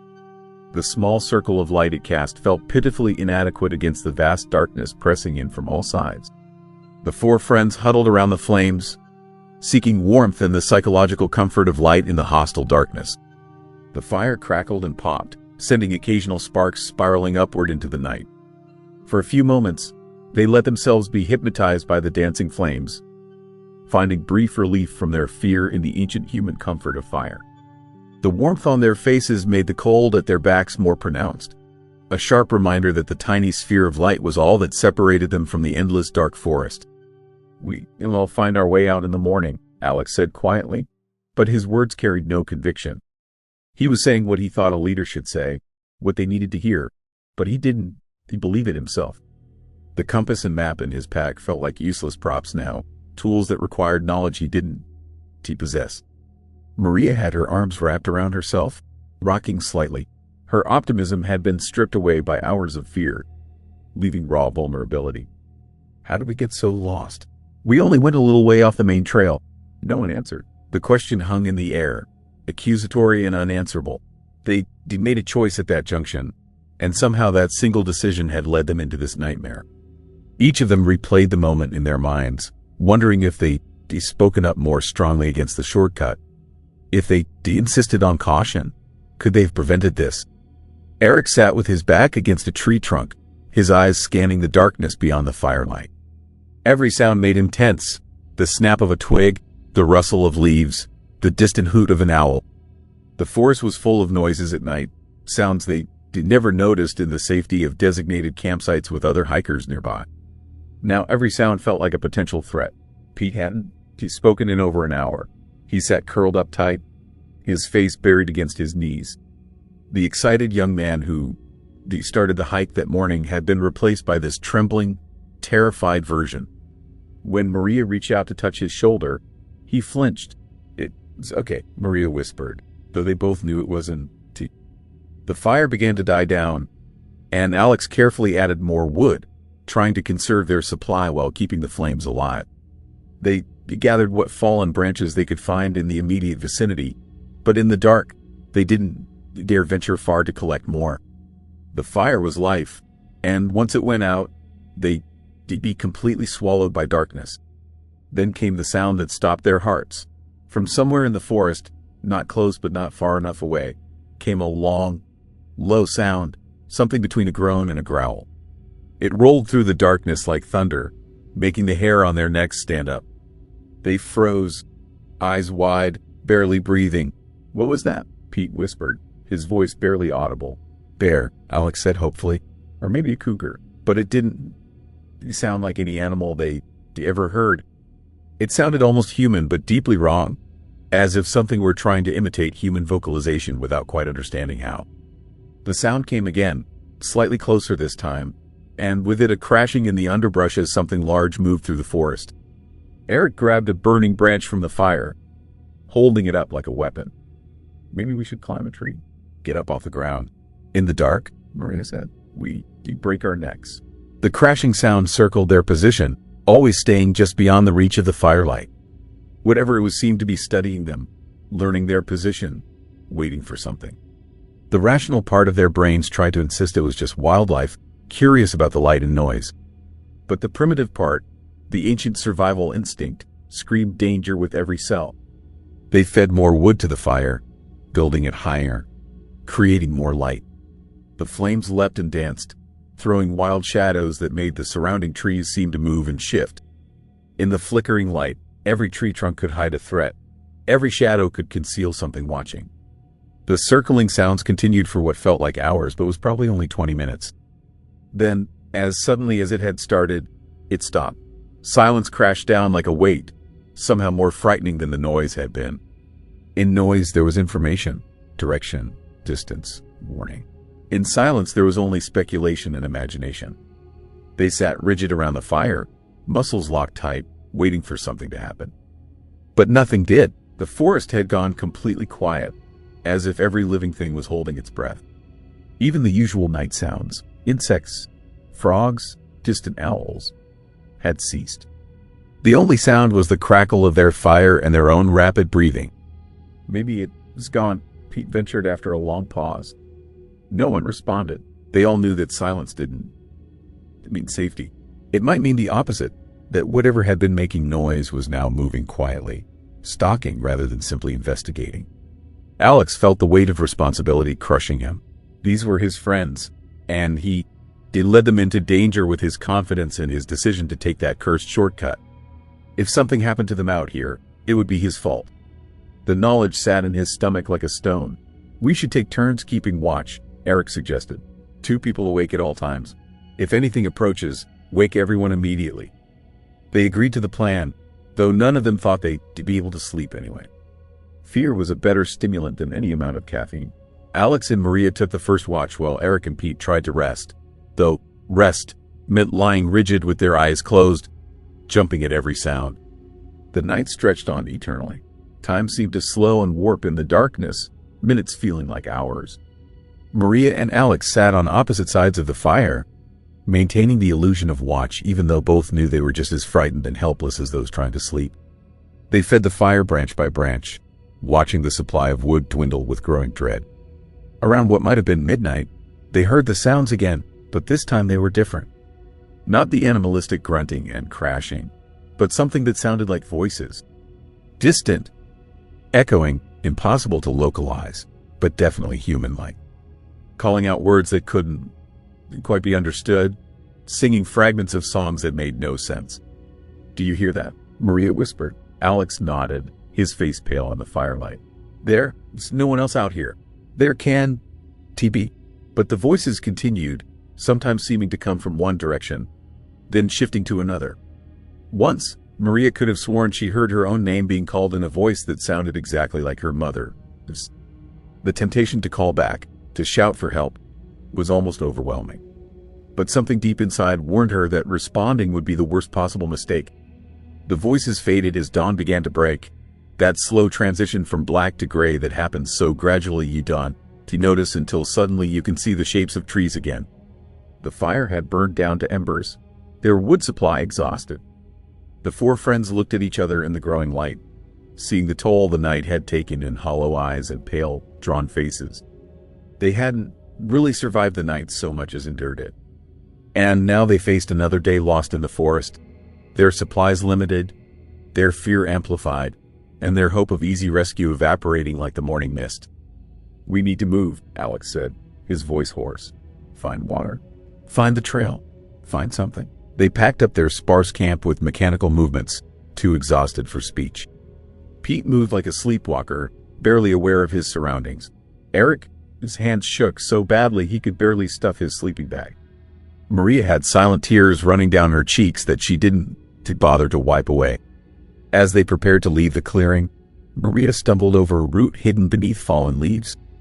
Her ankle twisted painfully, and she fell hard, her leg scraping against a sharp broken branch. The pain was immediate and intense. When she pulled up her pant leg, blood was already flowing from a deep gash along her shin. "I'm bleeding," Maria said, her voice cracking with pain and fear. "I am bleeding." The sight of blood, real, red, flowing blood, made their situation suddenly, terrifyingly concrete. This wasn't just getting lost on a hike. This was genuine danger, real harm. Alex rushed to her side, pulling out their first aid kit with shaking hands. The kit, which had seemed adequate when they packed it, now seemed pathetically insufficient. He did his best to clean and bandage the wound, but blood continued to seep through the gauze. Maria bit her lip against the pain, trying not to cry out, but tears streamed down her face. The injury wasn't life-threatening, but out here, far from help, even a simple wound became a serious problem. "Can you walk?" Eric asked gently. Maria nodded, though her face was pale. "I think so. Just slowly." They helped her to her feet, and she took a few tentative steps, wincing with each one. The injury would slow them down significantly, adding another complication to their desperate situation. But they had no choice but to keep moving. Staying in one place meant dying in one place. As they left the clearing behind, the forest seemed to watch them go with cold indifference. The trees towered overhead, ancient and uncaring. The four friends stumbled forward into another day of being lost, injured, afraid, and completely, utterly alone. Behind them, in the ashes of their fire, something shifted and stirred. In the game trails between the trees, tracks appeared that couldn't quite be explained. And in the silence of the deep woods, the forest waited patiently for night to fall again. The search team found the clearing 3 days later, alerted by the friends, families when they failed to return from their weekend hike. What they discovered sent chills through even the most experienced rescue workers. The campsite was intact but abandoned. The tent stood partially erected, its sides flapping in the breeze. 4 backpacks lay scattered around a cold fire pit. Personal items, water bottles, a camera, sleeping bags, were spread across the clearing as if dropped in haste. But of the 4 hikers themselves, there was no sign. Officer James Morrison stood in the center of the clearing, his weathered face troubled. He'd been with search and rescue for 15 years, had found lost hikers alive and dead, but he'd never seen anything quite like this. The scene suggested panic, a sudden flight, but there were no signs of what they'd been fleeing from. No footprints leading out, one of his team members reported. "It's like they just vanished." Morrison picked up a photograph that had fallen from one of the packs. 4 smiling faces looked back at him from a parking lot that morning. Alex John, 32. Eric Hoffman, 30. Maria Castellanos, 28. Peter Novak, 25. They'd been happy, excited, ready for adventure. Now they were simply gone. The search expanded over the following days, covering dozens of square miles of wilderness. Helicopters flew overhead, Drones equipped with thermal cameras swept the forest, dogs tracked through the undergrowth. But they found nothing. No bodies, no additional clues, no indication of where the four friends had gone after abandoning their camp. One member of the group had actually made it out. David Chen, who had been part of the original hiking party but had decided to take the main trail alone when the others chose the shortcut, reached the campground safely that evening. When the others didn't arrive, he reported them missing. In an interview at the ranger station, David's hands shook as he held a broken flashlight, the only thing searchers had found besides the abandoned camp. His voice barely rose above a whisper as he recounted the story. I called out to them. I screamed until my voice gave out. But the forest, it was like the forest swallowed every sound. There was nothing but silence. His eyes were haunted, filled with his guilt and something deeper, a primal fear he couldn't quite articulate. Why did I survive? Why was I the only one who made it out? The families gathered at the search headquarters, clinging to hope that grew thinner with each passing day. Maria, his mother, sobbed into her hands. Alex, his father, stood rigid, staring at maps as if he could will his son this location to appear. Pete, his younger sister, clutched a stuffed animal he'd given her years ago. Eric, his partner, sat alone, unable to process the impossibility of it all. Detective Sarah Williams reviewed the evidence for the press conference, her expression carefully neutral despite the gnawing unease in her gut. We thoroughly searched all known trails in the area. The campsite was found intact, with all the hikers' personal belongings present. At this time, we have no evidence of foul play, no trace of the missing individuals beyond the abandoned camp, and no clear explanation for their disappearance. She mentioned the things that bothered her most. The way the tent fabric had been torn from the inside, as if they declawed their way out in a panic. The strange marks on some of the trees surrounding the clearing, scratches that went too high up the trunk to be easily explained. The way her most experienced tracker had refused to stay in that clearing after dark, claiming it felt wrong. The official search was called off after 2 weeks. The case remained open, but without leads or evidence, there was nothing more to be done. The families held memorial services for hikers who might still be alive somewhere, lost in the endless expanse of Gifford Pinchot National Forest. The media ran stories for a while, then moved on to newer mysteries. But the forest remembered. The Gifford Pinchot National Forest covers over 1.3 million acres of wilderness in southwestern Washington state. Within that vast expanse are hundreds of miles of trails, thousands of acres that have never felt a human footstep, and pockets of old-growth forest so dense that sunlight barely reaches the ground. It is beautiful and ancient and completely indifferent to human life. The disappearance of Alex Jong, Eric Hoffman, Maria Castellanos, and Peter Novak is not unique. It is simply the most recent. In 2013, a hiker named Mary Kelly vanished on the same trail system. She told friends at the campground she was going on a spiritual journey and would be back by sunset. She was an experienced hiker, well-equipped and familiar with the area. She was never seen again. Her abandoned backpack was found 3 months later near Canyon Creek, miles from where she said she was hiking. Inside was a journal with her final entry, "The forest is alive. It watches. It waits. I can hear it breathing." In 2009, a group of 3 college students disappeared during a weekend camping trip. Their car was found at the trailhead, their permits properly filed with the ranger station, their route clearly marked on their map. Searchers found their first campsite, tent still standing, food still in the bear bag, but no sign of the students themselves. One of them managed to send a text message before the signal died. Lost. Followed voices. Wrong path. Can to find way back. In 2001, a father and son on a hunting trip never returned. The father was a local who had been hunting these woods for 30 years. He knew every ridge and valley. Searchers found their truck and their first day, his camp, but nothing else. The son, his hunting jacket was discovered wrapped around a tree miles off any known trail, as if placed there deliberately as a marker or warning. The list goes on, stretching back decades. Not every year, not even every few years, but with disturbing regularity, people enter the Gifford Pinchot National Forest and simply cease to exist. Most of them are found eventually, sometimes alive and confused, sometimes dead from exposure or injury. But some, like Alex and his friends, vanish so completely it's as if they were never there at all. The official explanations are always the same: difficult terrain, easy to get disoriented, weather conditions, human error. All true, all reasonable, all insufficient to explain the pattern.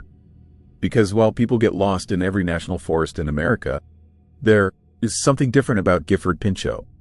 Ask the rangers who worked there for years, and if you catch them at the right moment, they'll admit it.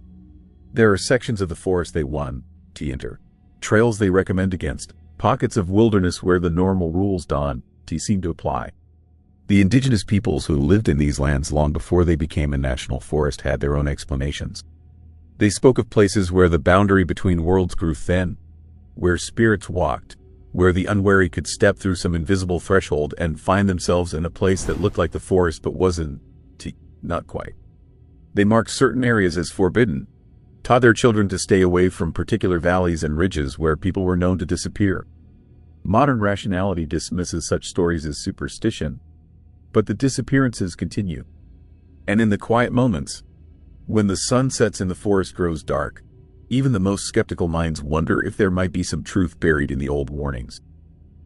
The story of Alex, Eric, Maria, and Pete is a tragedy, but it is also a cautionary tale. Every year, thousands of people enter wilderness areas across the country. Most of them return safely, carrying nothing but memories and tired muscles. But some don't return, and the reasons often come down to a series of small decisions that compound into disaster. The first mistake was overconfidence. Alex believed in his own experience and abilities, and that confidence led him to choose the shortcut trail without properly assessing the risks. Confidence is necessary in the wilderness, but overconfidence kills. Every hiker, no matter how experienced, needs to approach the wilderness with respect and humility. The second mistake was group pressure. Eric had reservations about taking the shortcut, but he didn't push back hard enough against the group consensus. In outdoor adventures, everyone in the group needs to feel empowered to voice concerns and suggest alternatives. One person's doubt might save everyone's life. The third mistake was inadequate preparation. They had basic supplies and a map, but they hadn't studied the trail system thoroughly enough to have backup options. They hadn't left a detailed itinerary with anyone, specifying exactly which trails they planned to take and when they expected to return. They hadn't brought a GPS device or personal locator beacon. The fourth mistake was continuing forward once they realized they were off trail. The moment they lost sight of clear trail markers, they should have stopped, backtracked carefully, and, if necessary, stayed put and waited for rescue. Instead, they kept moving, getting more disoriented with each step. The fifth mistake was panic. Once fear took hold, rational decision-making became impossible. They scattered their energy instead of staying calm and methodical. Fear is natural in a survival situation, but it must be managed, not allowed to dictate actions. These lessons are written in tragedy, bought with the cost of 4 lives lost or changed forever. But they have to be learned through personal disaster. Every person who ventures into wilderness can study these mistakes and avoid repeating them. If you find yourself lost in the wilderness, remember these principles. Stop immediately when you realize you lost. To compound the problem by continuing to move randomly.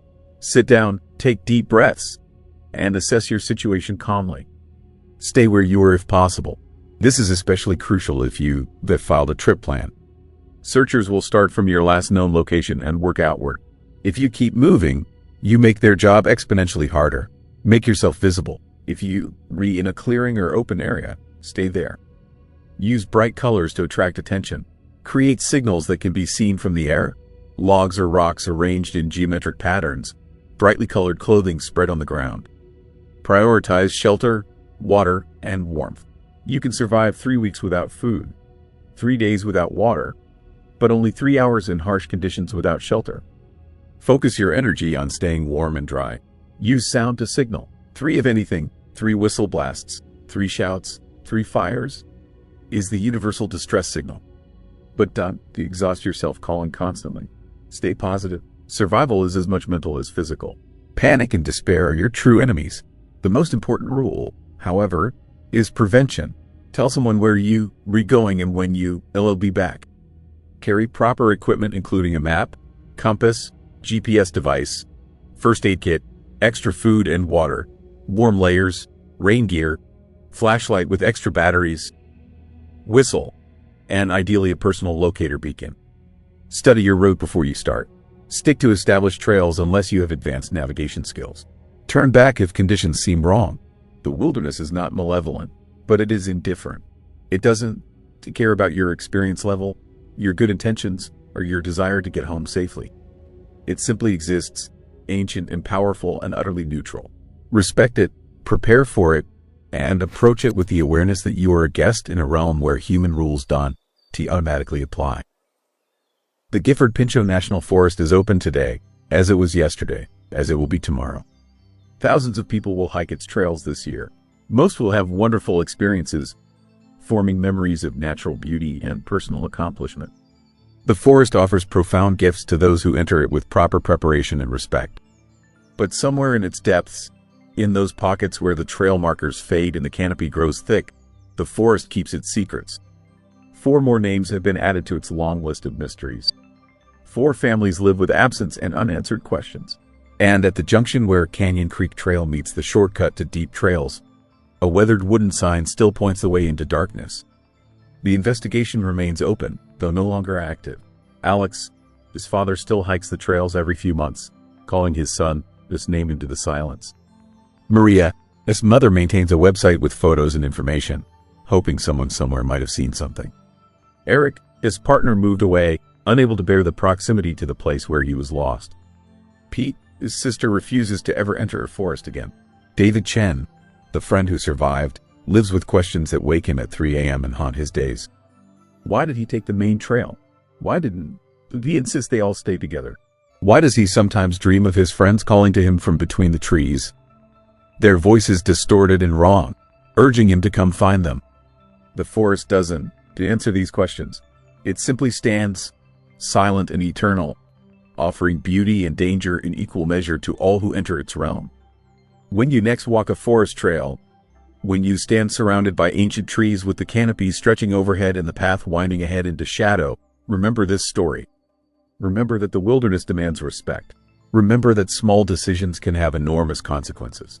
Remember that confidence must be balanced with caution and adventure with preparation. Remember Alex, who wanted to take charge and lead his friends to adventure. Remember Eric, whose doubts went unheeded. Remember Maria, whose optimism couldn't save her from tragedy. Remember Pete, whose inexperience made him vulnerable.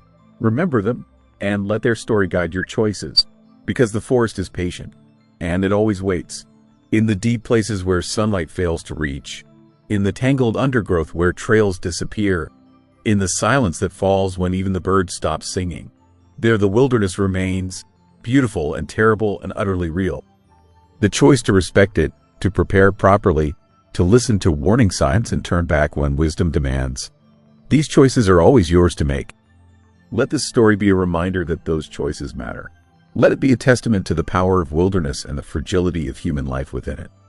The forest remembers those who enter and dawn to return. The forest keeps its secrets, and somewhere in the vast expanse of Gifford Pinchot National Forest, beneath the towering pines and ancient cedars, 4 friends remain lost in a darkness that no flashlight can pierce. Learn from their mistake, respect the wilderness, and if you ever find yourself standing at a junction where a shortcut trail promises an easier path through the forest, remember this story and choose the longer, safer way home. The forest will still be there tomorrow, waiting with infinite patience for those who don't. 6th story. My brother stopped answering my calls 3 months after we came down from that tower. Not because he was angry, not because he moved away, because every time I said his name, he did go silent. Like he was listening for something that might be listening back. The doctors called it trauma, PTSD from a hiking accident. But I know what we saw up there, and I know it wasn't an accident. This is what happened in the Great Smoky Mountains, December 2023, at a fire lookout tower that has been officially closed since 1994. A tower that someone is still maintaining. My younger brother Jake and I hadn't spoken properly in 2 years. Not since our dad died. Heart attack, sudden, the kind that takes someone in the middle of a sentence. Jake took it harder than anyone. Stopped working, stopped going out, just sat in his apartment playing video games and ignoring calls. Mom asked me to do something. Anything. So I suggested what Dad would have done. Get out. Go hiking. Clear your head in the mountains. Jake agreed, but only if we did this route. The old fire trail, the one Dad used to take us on as kids before they closed half the park. Before the tower became off limits, we planned it for mid-December. Most people avoid winter hiking in the Smokies. Trails get icy. Fog rolls in thick. Temperatures drop below freezing at night. But that's when Dad loved it most. He said winter made the mountains honest. No tourists, no noise, just you in the woods. We packed smart. Thermal layers, GPS, emergency beacon. Enough food for 3 days, even though it was a 2-day trip. I checked the weather forecast obsessively. Clear skies, no storms predicted. We were as prepared as you could be. It didn't matter. We started early, before sunrise. The park ranger at the entrance, older guy, weathered face, looked at our route map and frowned. Old fire trail? He said, that section has been closed since the 90s. We're not going all the way up. I lied. Just the lower ridge. He stared at me for a long moment. Then he leaned closer.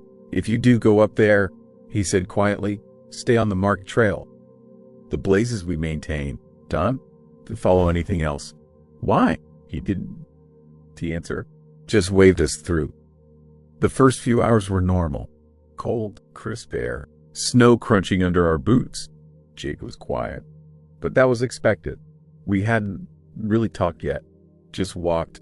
Around noon, I noticed something. No birds. Not a single sound. No wind in the trees. No distant rustle of animals. Just our footsteps and our breathing. Jake noticed too. It was too quiet, he said.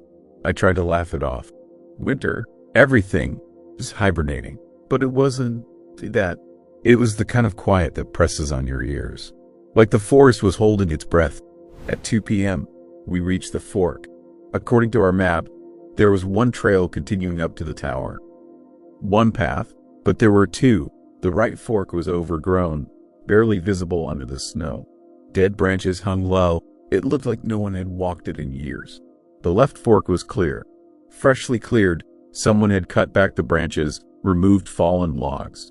Recent work. I could see sawdust on the snow, not yet covered. Jake looked at the map, then at the trails. Map says right, he said. I stared at the left path. It looked so much easier.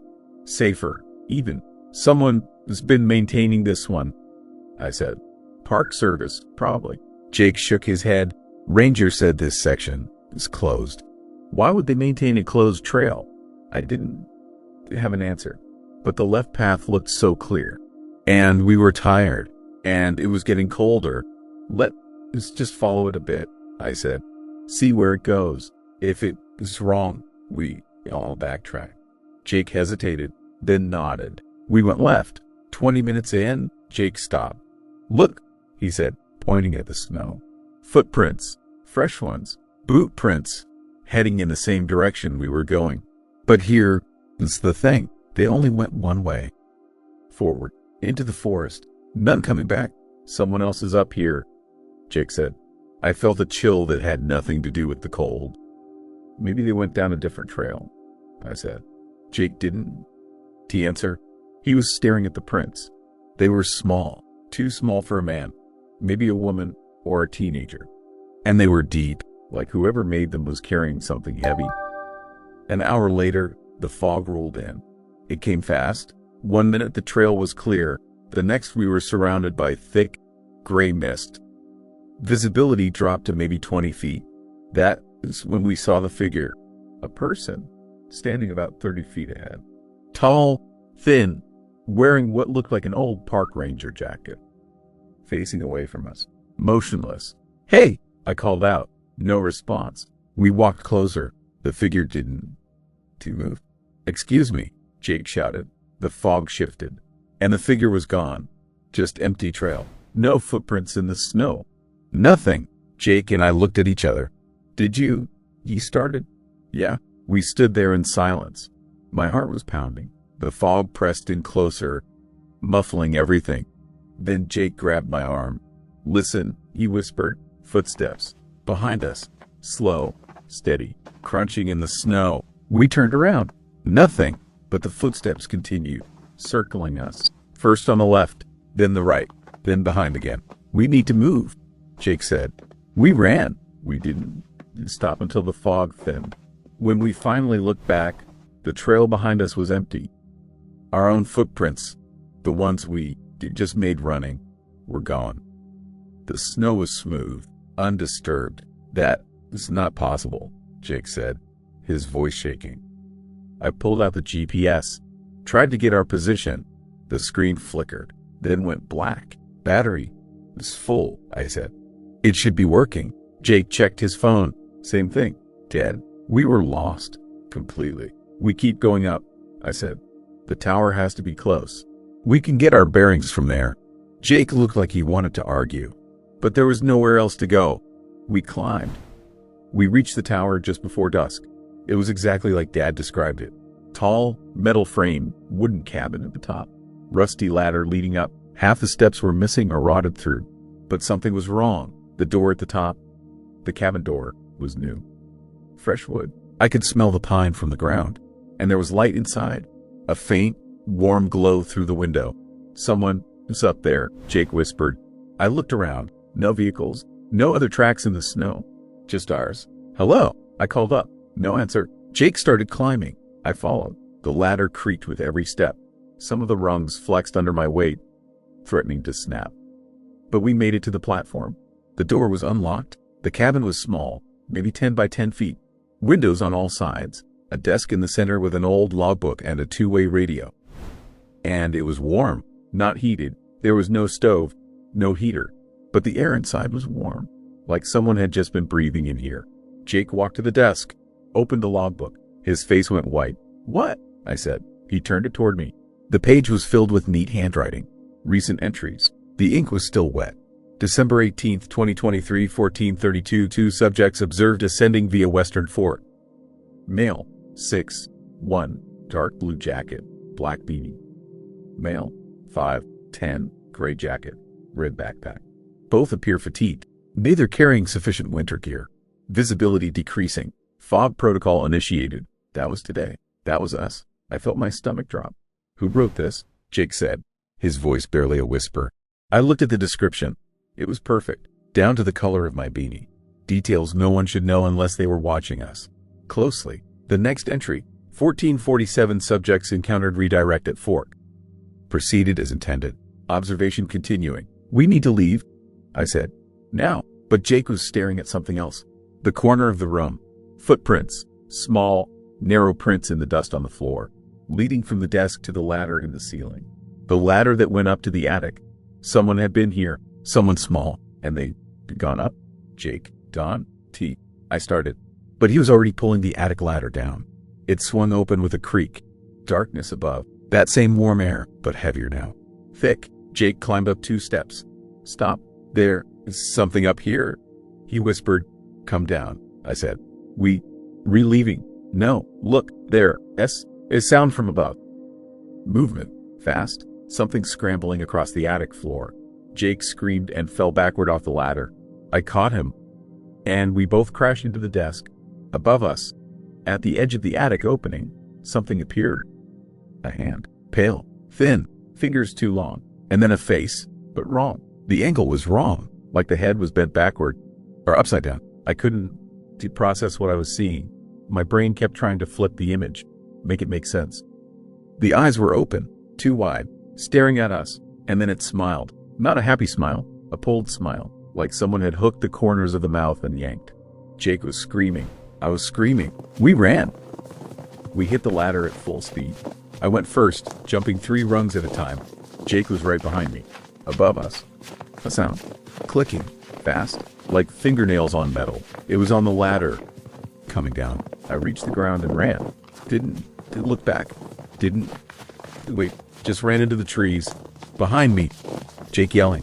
A crash. He fallen? I turned back. Jake was on the ground, clutching his ankle. And on the platform above, it was climbing down. Not using the ladder anymore. just crawling down the side of the tower, limbs bending in ways they shouldn't. Moving fast. I grabbed Jake and pulled him up. He screamed in pain but ran. We crashed through the forest. No trail, no direction, just away. The clicking followed us, sometimes close, sometimes far, but always there. We ran for what felt like hours. My lungs burned. Jake was limping badly, using me for support. Finally, we stopped, collapsed against a tree. Silence. The clicking was gone. I looked around. We were in a part of the forest I didn't recognize. Dense trees, deep snow, no trail. Jake was crying. Not from pain, from fear. What was that? He kept saying. What the fuck was that? I didn't answer. I didn't. I pulled out the GPS. Still dead. Tried the emergency beacon. Nothing. We were completely lost. And then I saw it. A trail marker. Orange paint on a tree. Fresh paint, the kind Park Services use. Look, I said, pointing. Jake looked up, saw the marker. We follow it, I said. It won't lead us out. But something about it felt wrong. The placement, the freshness, like it had been painted just for us. We followed it anyway. We had no choice. The markers led us down. Steadily, clearly, every 100 feet, another orange blaze. After 2 hours, we saw lights. The parking lot. Our car. We stumbled out of the woods. A park ranger was there. Different one from the morning. Younger. Jesus, you guys okay? He said. We were about to send search and rescue. You've been gone 12 hours. 12? It felt like days. He drove us to the ranger station. Gave us coffee. Asked what happened. I tried to explain. The tower. The logbook. The thing in the attic. He listened. Didn't interrupt. When I finished, he was quiet for a long time. Then he said, that tower has been locked for 30 years. Door is chained from the outside. No one has been inside since 1994. But we were just in the old fire trail, he continued. The section you re-describing? It was decommissioned in 92. We don't maintain it. We don't mark it. Haven in decades. Jake and I looked at each other. Then who painted the markers? I asked. The ranger didn't answer. 2 days after we got back, I was unpacking my gear in my apartment. Still couldn't sleep right. Every time I closed my eyes, I saw that face in the attic. I grabbed my backpack to put it away, and something felt off. Heavier than it should be. I checked the main pocket. Nothing unusual. Then the side pocket. The small one I literally never use. My hand touched something cold. Metal. I pulled it out. A trail marker. The official metal kind. The type you see bolted to posts in national parks. But this one was old. Really old. I turned it over. Stamped on the back. GSMMP 1987 Fire Lookout Route decommissioned. My hands started shaking. I didn't take this. I've never even touched one of these before. They remounted to posts. You can just pull them off. Someone put this in my bag while I was up there. While we were in that tower, someone wanted me to have it. Wanted me to know this was real. I couldn't let it go. Spent weeks on my laptop at 3 a.m. searching old news archives, missing persons databases, anything about that tower. I found something. Between 1985 and 1994, 11 hikers went missing in that area.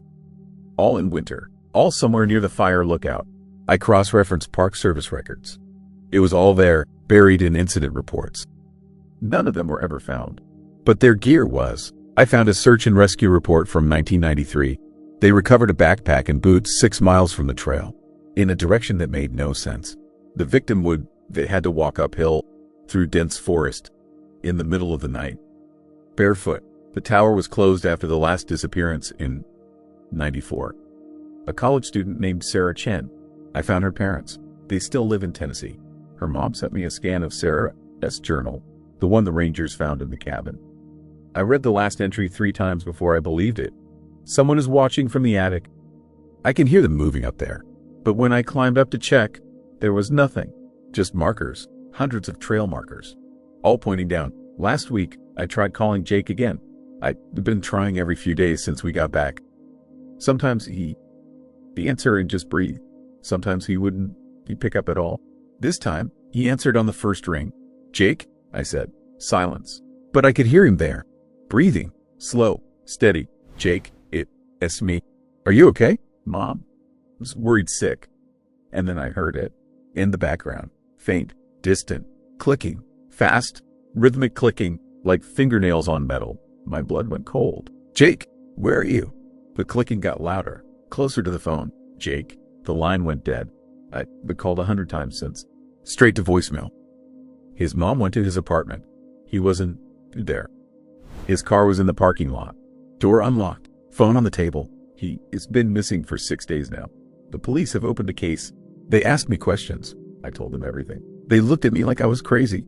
But they found him. And I know they won. I know that tower is still standing. Still locked. Still empty. At least that is what they tell people. But I've seen the reports. Every winter, someone posts on hiking forums about fresh trail markers in that area. Orange blazes that shouldn't be there, leading somewhere off the map. And every winter, someone goes missing. I keep that metal marker on my desk. Look at it every day. The date stamped on the back, 1987. The year before the disappearances started. Sometimes late at night, when my apartment is completely silent, I hear it. Clicking, faint, distant, getting closer. 7th story. I need to tell you something before I lose my nerve. 3 weeks ago, my sister Rebecca hiked a section of the Appalachian Trail with a woman named Sarah. They talked for hours, shared food, pitched tents side by side for 4 nights straight.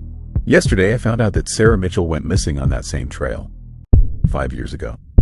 Her body was never found. But Rebecca has her jacket, the same one Sarah gave her on the last night when my sister was cold. It still smells like campfire smoke. My sister, his name is Rebecca Torres. She is 33 years old, a software engineer from Seattle. Last month, she took 2 weeks off and decided to hike a section of the Appalachian Trail through North Carolina. She needed to clear her head after a painful breakup and several months of 80-hour work weeks. Rebecca isn't an experienced hiker. She'd done a few day hikes around Washington, but nothing like this. Still, she prepared thoroughly, bought all the necessary gear, studied the maps until she could draw them from memory. She thought she was ready. She started at Fontana Dam on a Monday morning in late October. The weather forecast was perfect. Cool, clear days with no rain. The leaves were at peak fall color. The trail moderately busy with other hikers enjoying the autumn season. Rebecca felt good, confident, ready for solitude and self-reflection. The first 2 days went exactly according to plan. She was doing about 10 miles each day, which felt quite manageable to her. She met other hikers at campsites, exchanged pleasantries, but mostly avoided unnecessary conversation. That's what she came here for, to be alone with her thoughts. But already on the second day, she noticed something strange. On the trail, about 50 meters ahead, stood a woman in a blue jacket, just standing there, looking toward the forest. Rebecca thought about saying hello, but when she blinked, the woman was gone. Probably just fatigue. She thought then.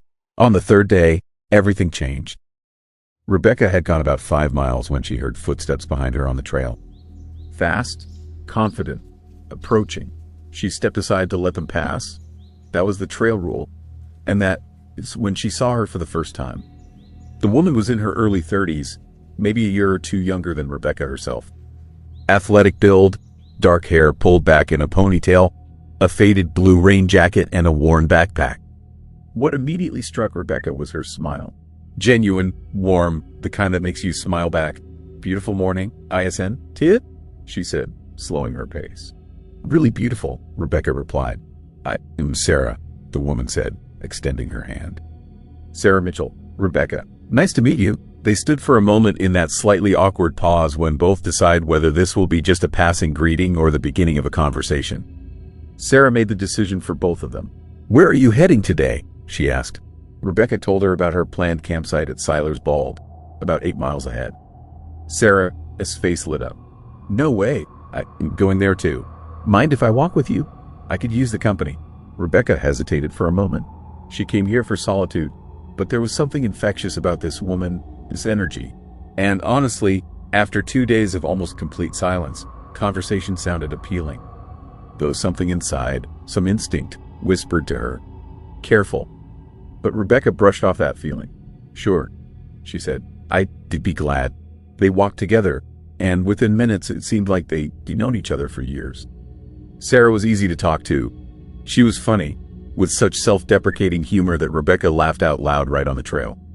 Sarah told her she was a photographer from Asheville, that she came here several times a year to photograph the changing seasons. "There's something special about these mountains," she said, looking around at the forest surrounding them. "They re-ancient. You can feel it, like they re-keeping secrets." Rebecca thought that was poetically said. They walked together all day, stopping for lunch at a scenic overlook with a view of layer upon layer of bluish mountains extending to the horizon. Sarah shared her trail mix when Rebecca realized she'd forgotten hers at the last rest stop. They talked about everything: work, families, failed relationships, dreams they'd given up on and those they still held on to. By the time they reached Seiler's Ball that evening, Rebecca felt like she'd found a real friend.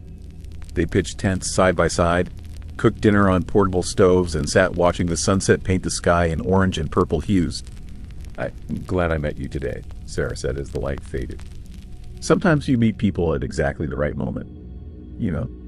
Rebecca understood. She felt the same way. They fell into a rhythm over the next 2 days, breaking camp around the same time each morning, walking together all day, pitching tents side by side at night. Other hikers passed by them, and they exchanged greetings, but Sarah and Rebecca were in their own bubble of conversation and companionship. But little things started to bother my sister. Small things she couldn't quite pinpoint, like how other hikers seemed to never acknowledge Sarah directly. They'd nod at Rebecca, greet her, but their eyes would slide past Sarah. Rebecca told herself people were just tired, focused on their hikes, not paying attention, or how Sarah never seemed to be hungry or thirsty. Rebecca would stop to drink water, and Sarah would patiently wait, but my sister never once saw her drink from her bottle. When Rebecca offered to share food, Sarah always said she'd just eaten. And her stories, they were vivid, detailed, but they had a quality Rebecca couldn't define. Like Sarah was describing a movie she'd seen rather than lived experience. But her emotions when telling them seemed real, so Rebecca pushed away the uneasy feeling. On the 4th day together, they were crossing a particularly rocky section of trail when Rebecca slipped. Her ankle twisted with a sickening crunch, and she fell, her knee hitting a sharp rock edge with full force. The pain was instant and blinding. White flashes exploded before her eyes. She couldn't breathe, couldn't think, only feel waves of burning pain rolling from her ankle up her leg. Her stomach twisted with nausea. She tried to cry out, but the sound caught in her throat. Only a strangled moan escaped. Her hands shook when she tried to reach for her leg. The knee was torn open, blood already seeping through the ripped fabric of her pants, mixing with dirt. But that was nothing compared to the ankle. Even the slightest movement sent a new wave of piercing pain through her whole body. She clenched her teeth so hard her jaw ached, trying not to scream. Sarah was beside her instantly. "Are you okay? Let me see." Rebecca sat trying to catch her breath, fighting waves of pain and nausea. Tears burned her eyes, but she refused to shed them. Her knee was throbbing, bleeding, but the ankle was worse. Much worse. When she tried to carefully move her foot, the pain was so sharp that her vision darkened. "Don, to move," Sarah said.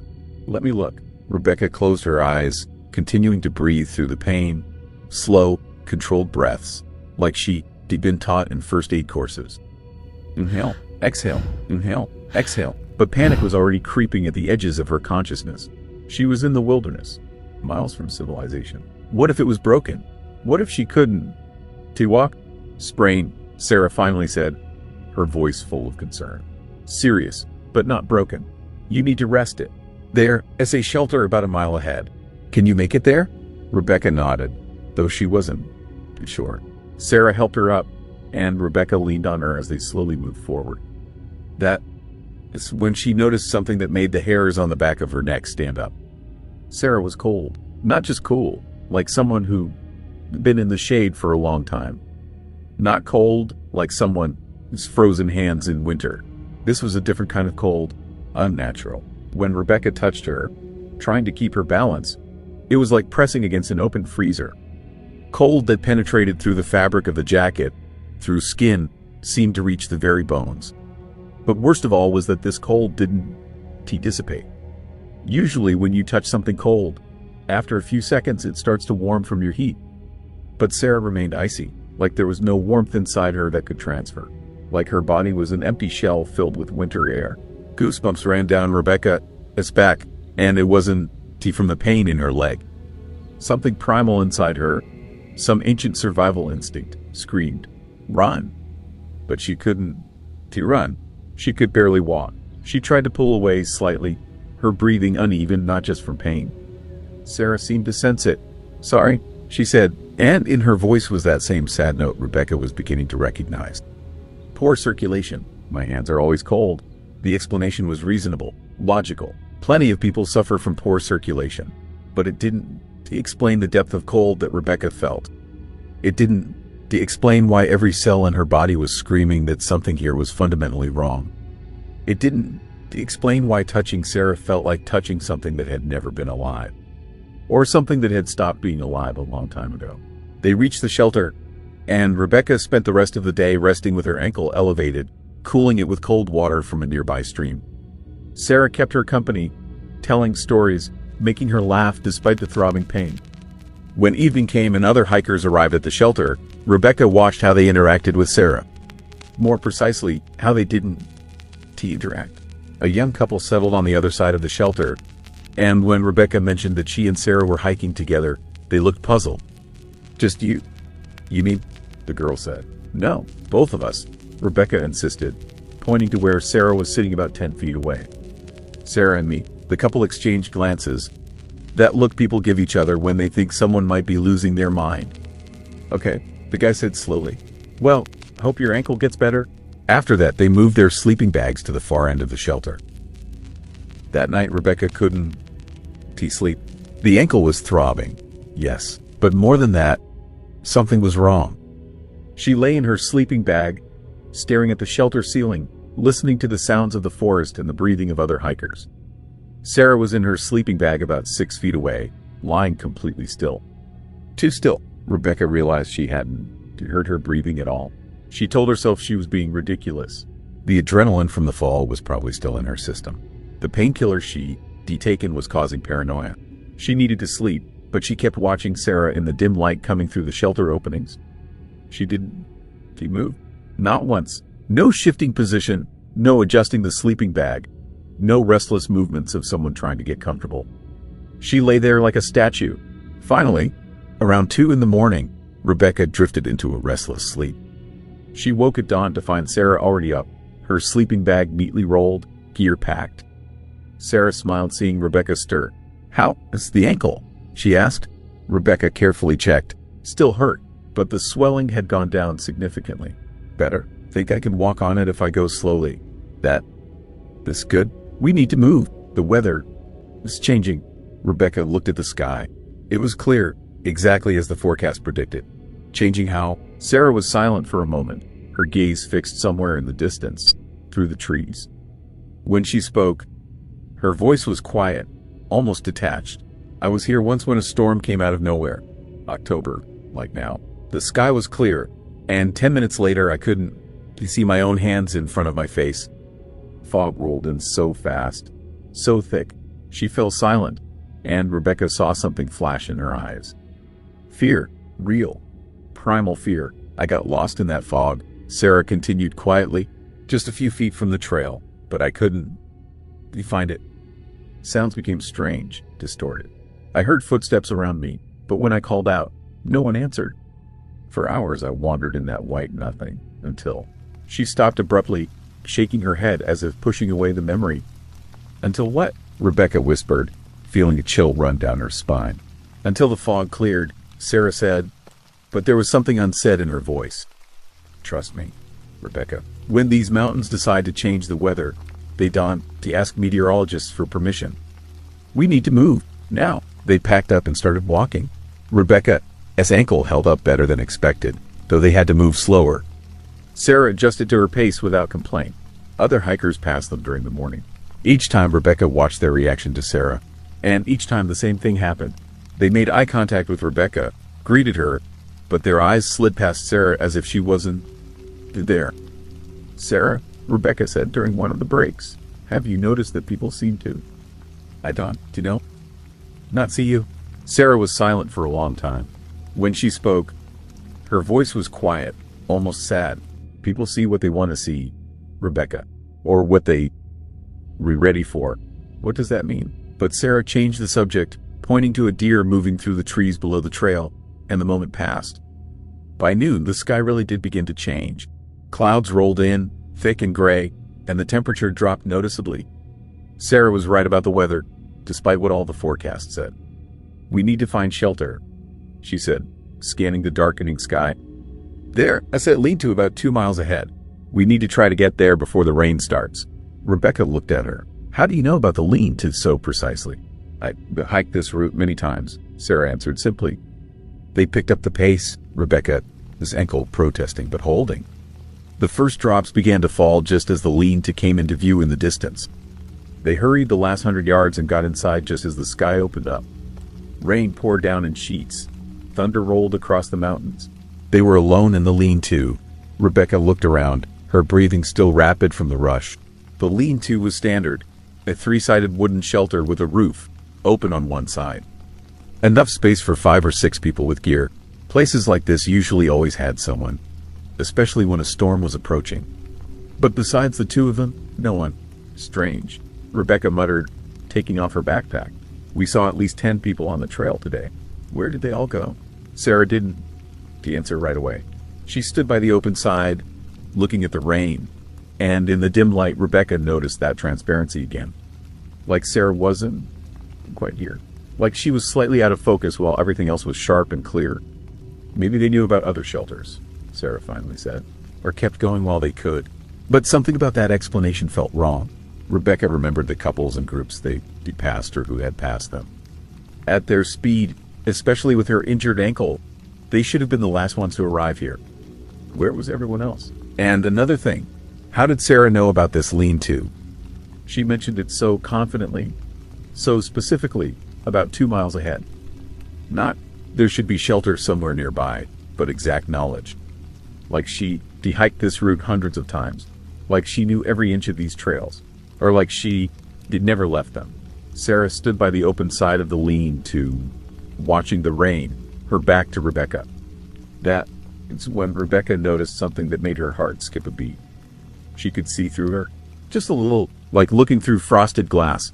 The rain and trees behind her were visible, as if she was becoming transparent. Rebecca blinked hard, rubbed her eyes. When she looked again, Sarah was solid, normal. She was probably more tired than she thought. "Rebecca," Sarah said, still not turning around, "I need to tell you something." Rebecca's mouth went dry. "What?" Sarah turned to face her, and in that moment, Rebecca saw something in her eyes. A depth of sadness that seemed impossible for one person. "I died on this trail 5 years ago." The words hung in the air between them. The rational part of Rebecca, this brain, immediately rejected them. This was absurd. Sarah was standing right there. Rebecca had touched her, talked to her for days. She helped her when she fell. She was real. "That was not funny," Rebecca said. "I'm not joking." Sarah sat down across from her, and now that Rebecca was looking for it, she could see that Sarah didn't quite settle onto the wooden floor the way a real person would. She hovered just slightly above the surface. "My name is Sarah Mitchell. I was 31 years old. I came to this trail in October 5 years ago to photograph the fall colors, and I never made it home." Rebecca wanted to stand up, run away, but the injured ankle and the storm outside kept her trapped. "You, real. I talked to you, other people," but she stopped because they didn't. He talked to her. "Did they?" "Not really. You needed someone," Sarah said gently. "You were so lonely." Rebecca, so hurt. "And I've been here so long, waiting, walking this trail again and again. Most people can, to see me, but you saw me. You needed a friend, and I needed to feel real again, even for just a few days." "What happened to you?" Rebecca whispered. Sarah looked at the rain. "I got lost." Sounds stupid, right? An experienced hiker got lost on a well-marked trail. But that is exactly what sometimes happens in these mountains. Fog rolled in, thick and disorienting. I followed what I thought was the trail, but it was actually an animal trail. By the time I realized my mistake, I couldn't find my way back. I tried to survive. I really tried. I had gear, training, but it got so cold, and I was alone. On the 5th day, I sat down to rest, just for a minute. I told myself I'd get up and keep trying. But I didn't get up. Tears streamed down Rebecca's face. I'm so sorry. I'm so sorry. It's not your fault. It's no one's fault. These things happen. But the strange thing is I didn't leave.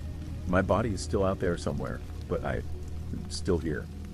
Walking the trail I loved, watching the seasons change, waiting. I thought, you know what I'm waiting for? Why can I see you? Because you needed it, and because maybe I needed you to see me.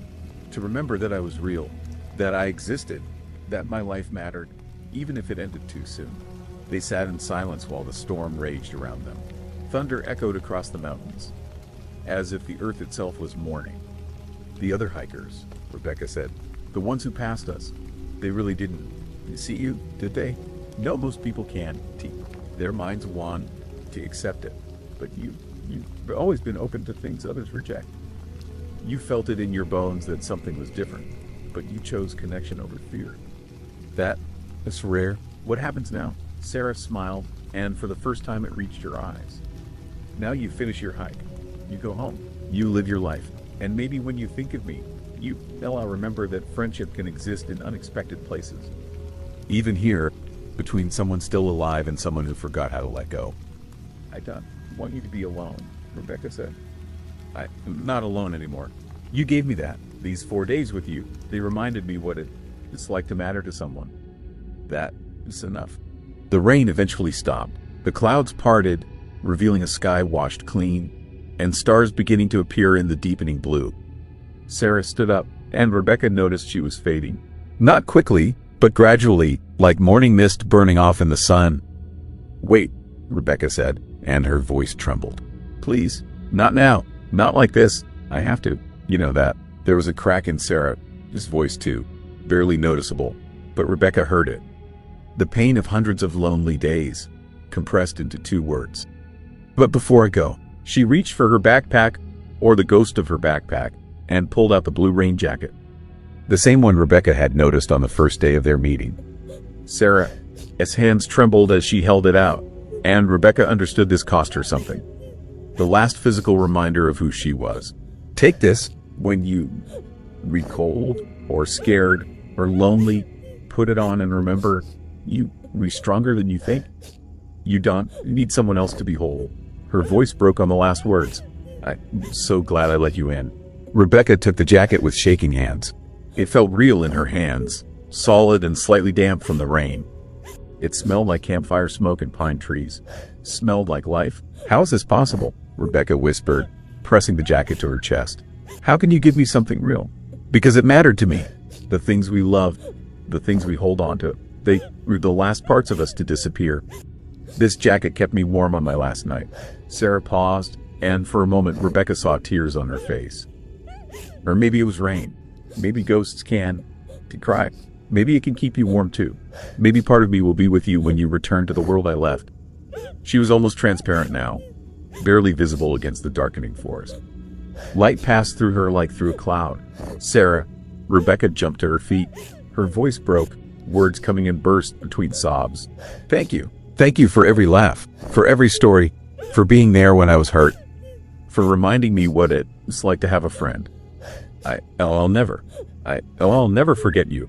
Sarah smiled through tears. Thank you, Rebecca, for seeing me. Her voice trailed off. She was almost completely gone. I'll remember you, Rebecca shouted into the emptiness where Sarah stood. I'll tell everyone about you. About the real you. Not about the missing hiker, but about the woman who loved these mountains. Who was kind, funny, brave. I promise. For a moment, just a fraction of a second, Sarah became visible again. Whole, almost alive. Her smile lit up the entire lean-to. I know, she whispered. That's why I could let go. And then she was gone. Not dramatically, no sound or flash of light. She simply wasn't there anymore. But something remained in the air. Warmth, peace, a sense of completion. The lean-to seemed emptier somehow, quieter, despite the fact that she never made much noise. Rebecca collapsed to her knees, still clutching the jacket, and cried. She cried for the woman she'd known for 4 days and would remember for the rest of her life. She cried for the friendship that should never have happened but changed her forever. Rebecca finished her hike the next day. Her ankle held up, and she made it to the end of the section she planned. When she got back to her car, she immediately started searching for information. Sarah Mitchell went missing in October 2020. Last seen near Siler's Bald. Extensive search conducted. Body not found. Case remains open. She found her photo in a news article about her disappearance. It was her, exactly as Rebecca had seen her. The same warm smile, the same blue jacket, the same kind eyes. Rebecca contacted the ranger station and told them where she and Sarah had hiked together, the route they'd taken. They sent search teams to the areas she described. 3 weeks later, they found her. She was about half a mile from the trail, down a steep slope, hidden by dense vegetation. Exactly where she told Rebecca she got lost. They were finally able to close the case. Her family finally got closure. Finally got to bury her. Rebecca still keeps that jacket. She sometimes wears it when she needs to feel brave. And she has returned to the Appalachian Trail twice since then. Each time she looks for her, hoping maybe to see her one more time. Hoping Sarah found the piece she was searching for. But she's never seen her again. The trail is beautiful and terrible in equal measure. It takes lives and gives meaning. It keeps secrets in its ancient bones. And sometimes, if you reopen to it, if you are willing to see beyond what logic tells you is possible, it gives you exactly what you need. Even if that gift comes from someone who wasn't there for 5 years. Rebecca learned something important from Sarah Mitchell. Loneliness isn't about being alone. It is about being invisible. Sarah taught her that connection matters, even in impossible circumstances. That compassion and friendship can cross boundaries we consider absolute. And she learned that these mountains, these old, knowing mountains, they hold on to people who love them. They keep them close. They let them walk the trails where they died, season after season, until maybe someone comes along who needs them as much as they need to be remembered.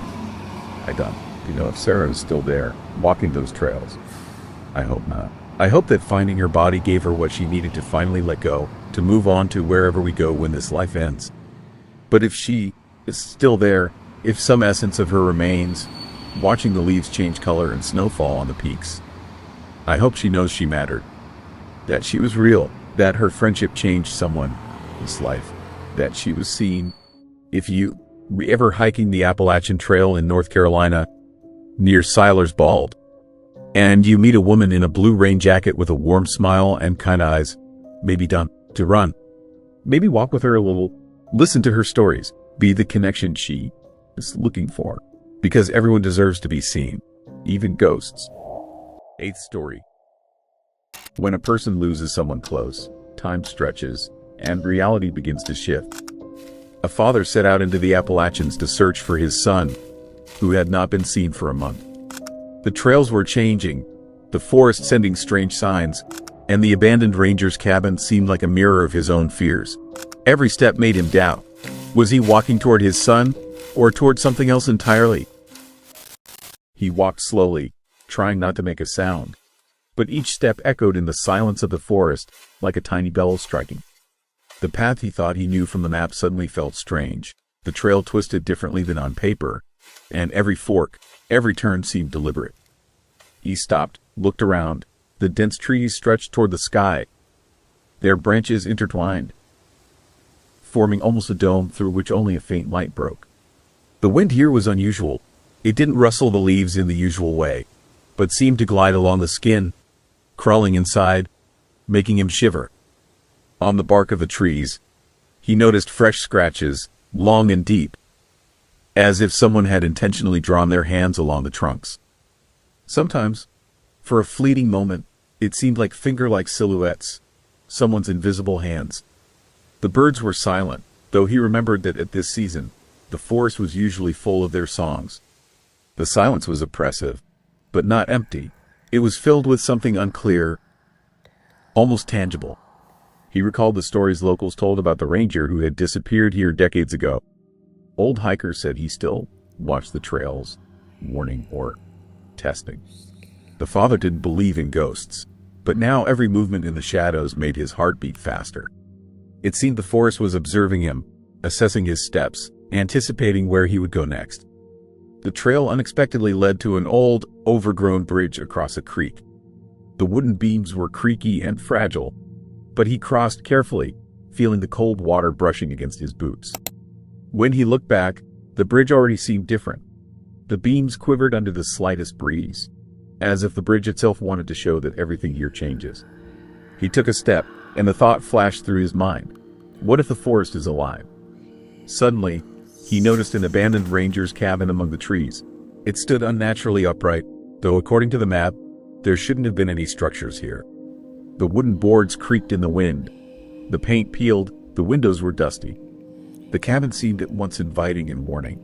He approached it, heart pounding. Every step echoed, stretching through the forest like a long thread of anxiety. The door was slightly ajar.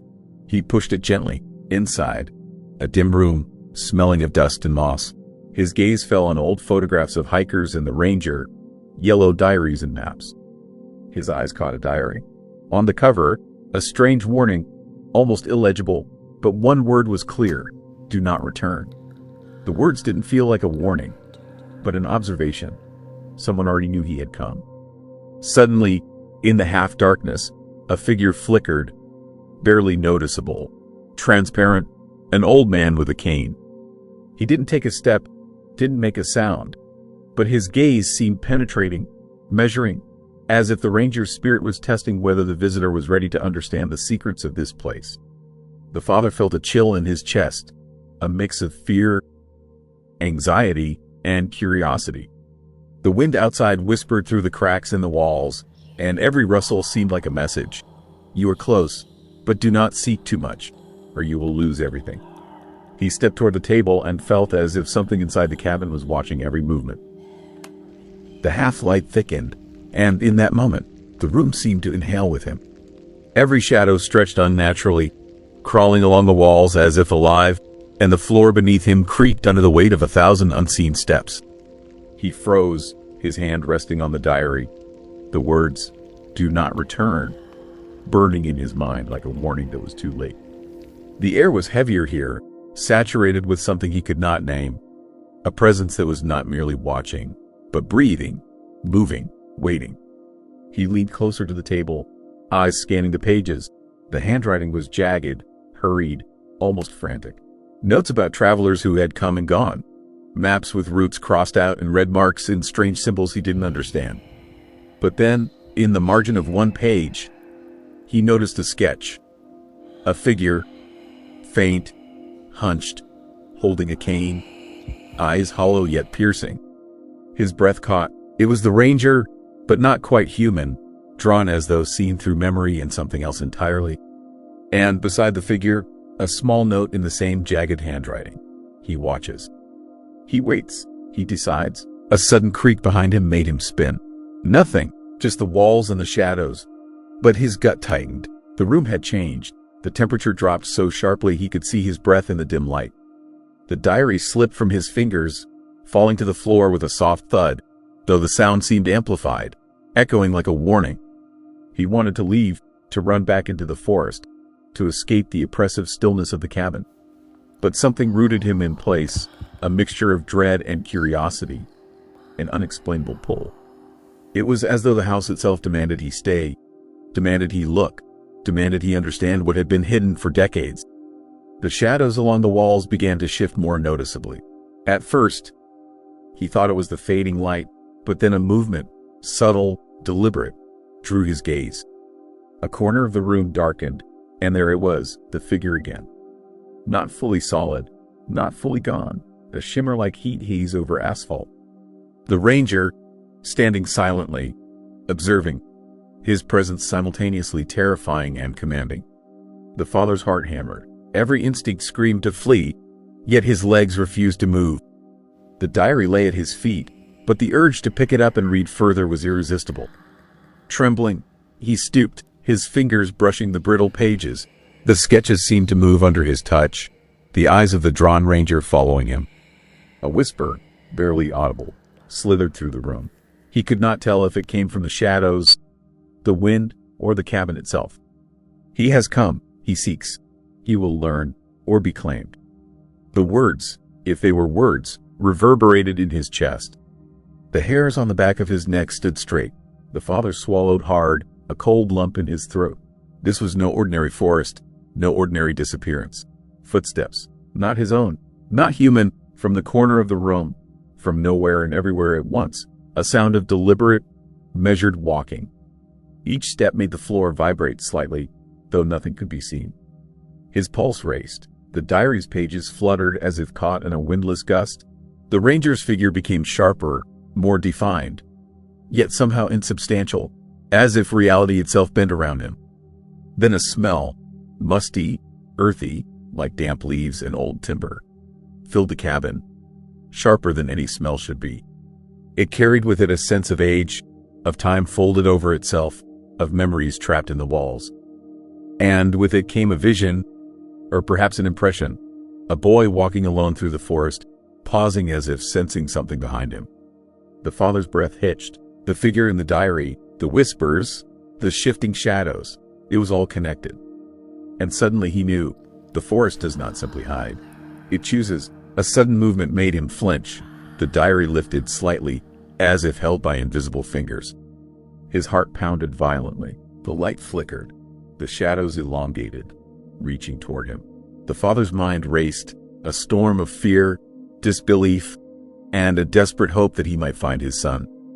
Yet deep inside, he understood something he could not shake. This place was alive. It remembered, it judged, and he was not yet ready to meet whatever waited at the center of it all. Then, silence, the kind of silence that presses against your ears and fills your chest with weight.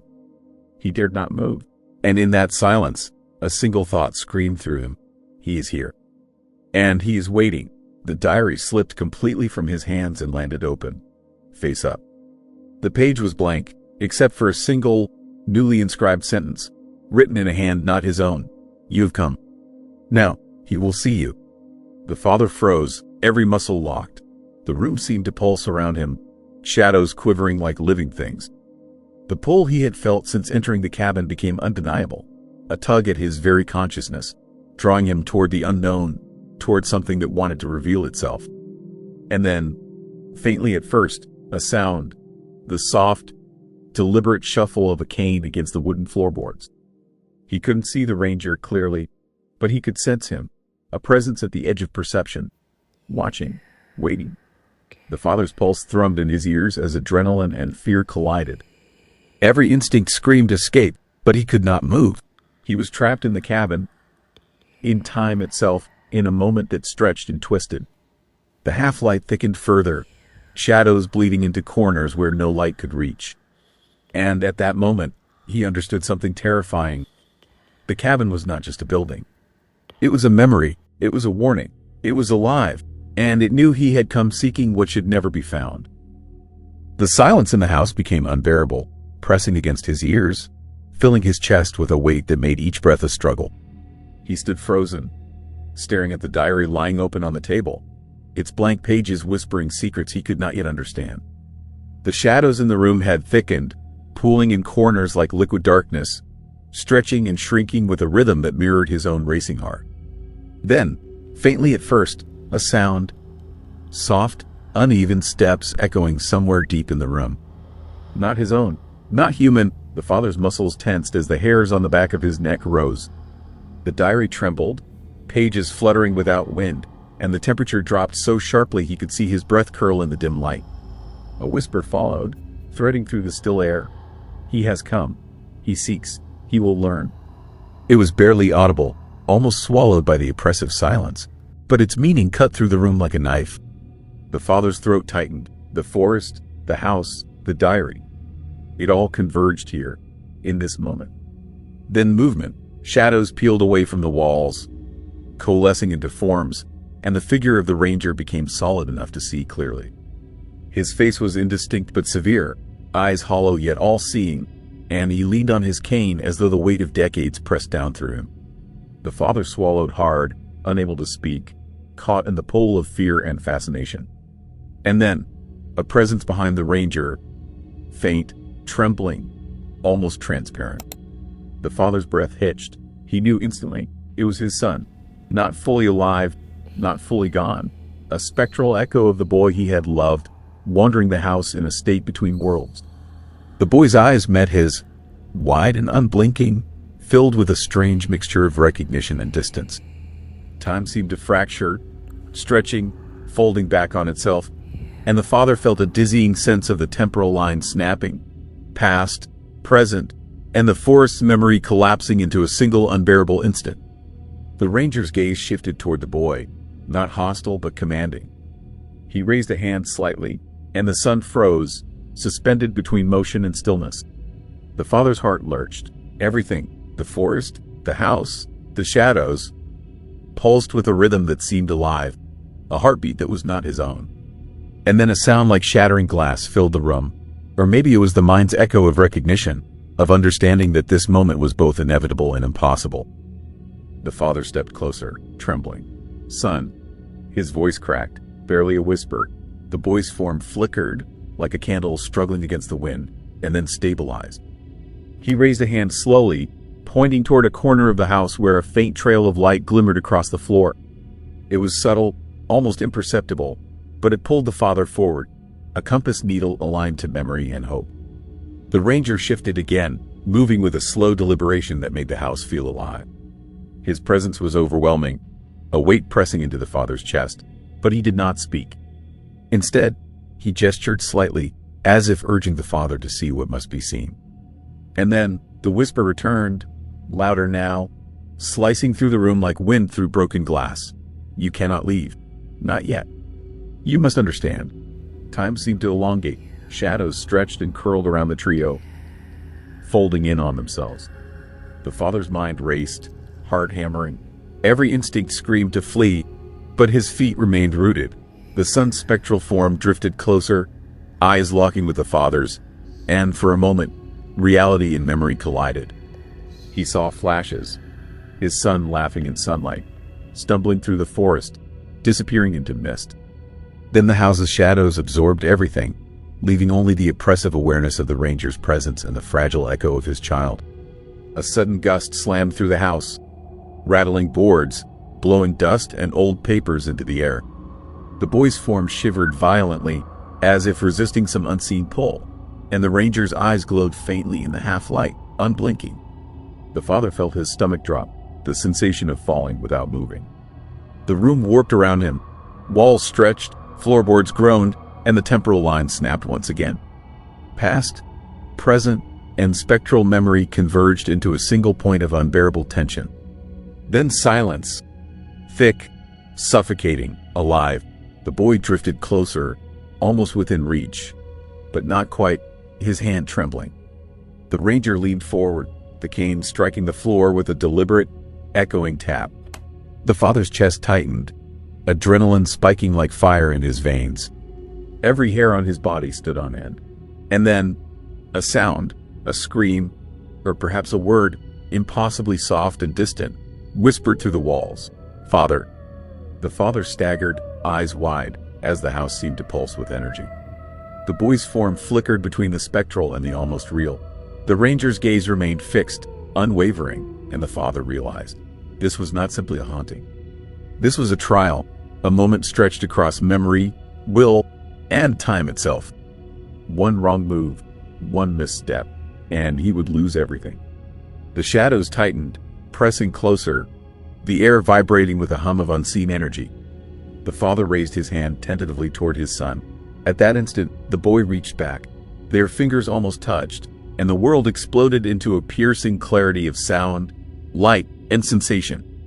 A shudder ran through the house, the ranger's figure shimmering violently, and for a heartbeat, the father felt the full weight of the forest, the house, the spirits, and the raw, fragile hope of reunion. Then, as suddenly as it had begun, everything fell into an uneasy stillness. The boy's form floated a few feet away, flickering softly, and the ranger leaned back, silent but ever watchful.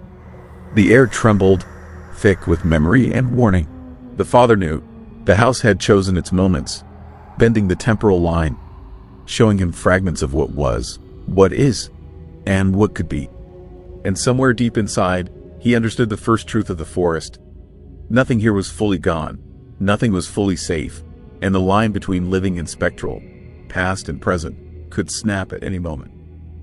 Every instinct screamed at him to move, to run, to do something, but he stood there paralyzed, trapped between terror and the impossible hope flickering in front of him. The house around him seemed to breathe, the walls expanding and contracting in slow, unnatural rhythms, as if the building itself was waiting for his next choice. His son's ghost hovered only a few steps away, barely held together by a thin, trembling light. The ranger's spirit stood behind the boy, rigid, silent, his presence so heavy it felt like the floor bowed beneath it. And for a moment, just one, the father felt the world pause. Then the boy lifted his hand again. Only this time, the gesture wasn't toward a corner of the room. It wasn't toward the door. It wasn't even toward the father. It was toward the diary, the old, warped diary lying open on the table. The father turned his head, heart pounding, and there, now clearly visible on the page, was a line of text that hadn't been there moments before. Jagged, uneven handwriting, carved into the paper with pressure so strong it almost tore through. He died at this house. The father's breath caught. Ice spread across his spine. And then another line burned itself onto the paper, letters etching themselves in front of his eyes. But not when you think. A sudden crack split the air, the ranger's cane slamming against the floor. The boy's ghost convulsed violently, pulled backward as though the house itself had hooked into him. The father lunged forward, reaching out, desperate, screaming his son's name. But he heard something he had never expected. Not the boy's voice, someone older, weaker, broken. You weren't there. The father froze. The boy's ghost flickered wildly, trapped in the ranger's shadow. Then the diary wrote one last sentence. Slowly, painfully, like a confession forced out of the forest itself. Your son didn't get lost. He followed me here. The ranger stepped forward, and for the first time, his face became clear. Not blank, not monstrous, human, sorrowful, and unmistakably familiar. The father's knees buckled, because he knew that face. Not from this forest, not from this house, but from an old photograph his son kept tucked into the back of his pack. The photograph of the stranger who once saved him on a trail, years before, after he wandered too far from camp. The ranger wasn't haunting his son. He had been protecting him, guiding him when the father couldn't. But the truth was far worse than the father had imagined. The boy's ghost reached forward one last time, and whispered, barely audible, a final, fractured truth. Dad, I didn't disappear to leave you. I followed him because he said you'd never make it in time. The house exhaled. The lights died. The boy vanished. The ranger faded into the dark. And the father was left standing alone in the ruined silence, holding a diary that still trembled in his hands, the ink of his son's final message still wet. The father froze. Those words weren't just strange.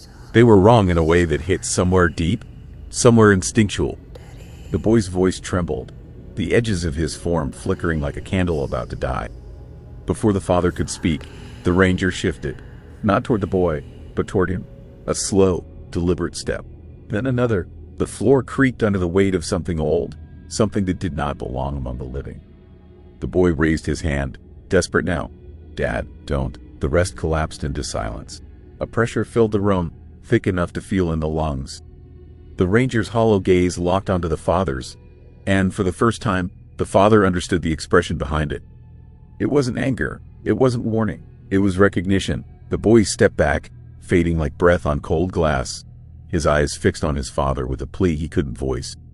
The light around him dimmed until only his outline remained, reaching, failing, dissolving. And then he was gone. The house went still. The forest outside, silent. No wind. No insects. Nothing. The father didn't remember leaving. He didn't remember the walk back. He only remembered opening his eyes hours later on the forest road, knees in the dirt, the house nowhere in sight. Search teams combed the area for days. No footprints, no broken branches, no structure matching the one he described. But they did find one thing. A journal page, not old and yellowed like the rest, but clean, crisp, recent. On it, written in the shaky handwriting of a teenage boy, he said you wouldn't make it in time. The father still doesn't talk about what he saw in that house. Not about the ranger, not about the silence, not about why his son would follow a stranger into the trees. But every year, on the same night, he returns to the edge of that forest. Not to search, not to hope, to listen. Because sometimes, just for a second, he hears footsteps behind him. Soft, uneven, exactly like before, And he knows the story didn't end.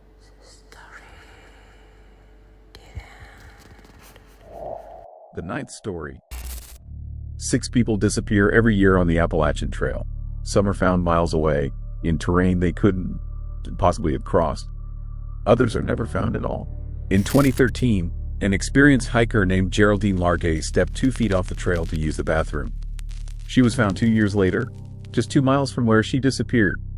Her journal showed she survived for 26 days.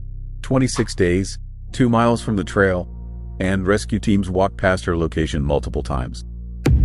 How is that possible? What I discovered in these mountains changed everything we thought we knew about these disappearances. And the answer is in the rocks themselves. Part 1. The Missing. Sarah Chen had studied the cases for 3 years before she decided to hike the Appalachian Trail herself. As a geophysicist with a minor in forensic psychology, she became obsessed with what investigator David Paulides called Missing 411, the inexplicable pattern of disappearances in wilderness areas across North America. But nowhere was the pattern more pronounced than in the ancient Appalachian Mountains.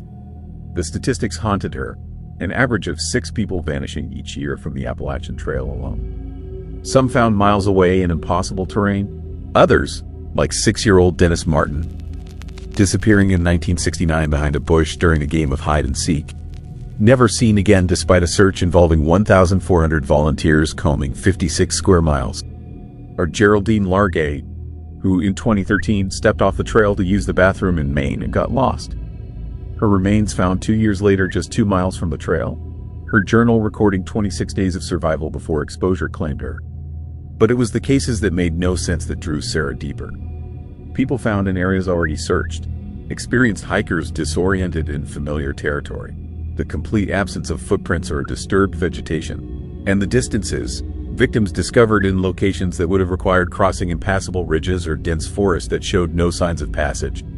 Standing at the trailhead in the Great Smoky Mountains on an October morning, Sarah adjusted her GPS beacon and satellite phone. She demapped the clusters where disappearances occurred most frequently, parts of North Georgia, western North Carolina, and particularly here in the Smokies. She had her hypothesis. Now she needed proof. Part 2. The Anomaly. 3 days into her hike, Sarah reached the area where Polly Melvin had vanished in 1981. The 58-year-old had been an experienced hiker, familiar with the Deep Creek Trail. She simply walked over a hill ahead of her companions and was never seen again.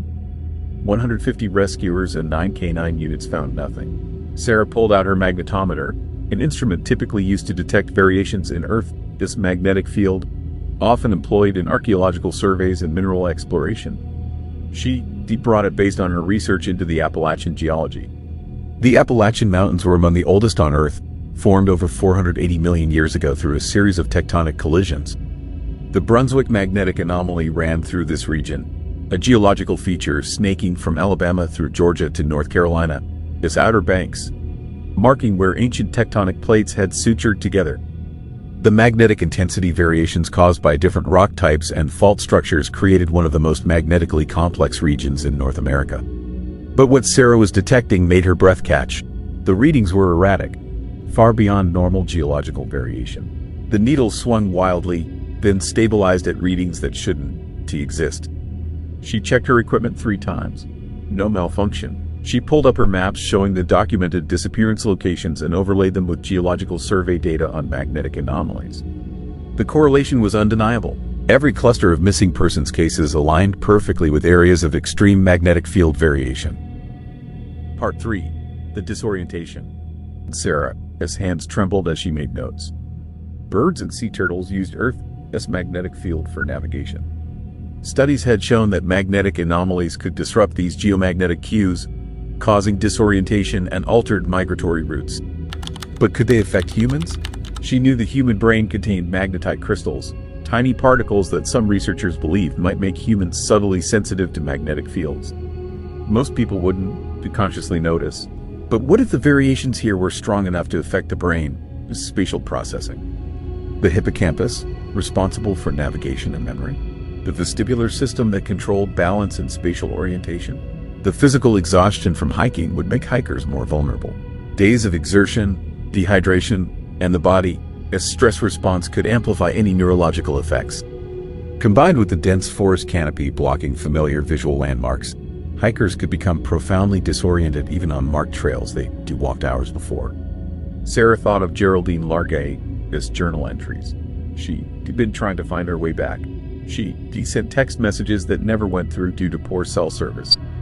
For 26 days, she'd been within 2 miles of the trail, but couldn't find it. Rescue teams had searched that area repeatedly. How could an experienced hiker, not far from a well-marked trail, become so utterly lost? Unless something had fundamentally disrupted her sense of direction. Part 4. The pattern. That night, Sarah couldn't sleep. She reviewed the cases again by flashlight. The boy who vanished behind a bush, Dennis Martin. The search area was saturated with volunteers within hours, yet found nothing. As if he simply ceased to exist in that spot. No scent trail for the dogs to follow. The unidentified woman found in 2000 in a lake along the trail. In the water for about a month, but no one had claimed her. No identification. How does someone hike into one of America's most traveled trails and disappear so completely that no one even reports them missing? The clusters in the Great Smoky Mountains National Park. 5 cold cases of people who vanished without trace. Thelma, Polly, Melton. The mysterious call she made the day before her disappearance. To whom? About what? She walked over a hill.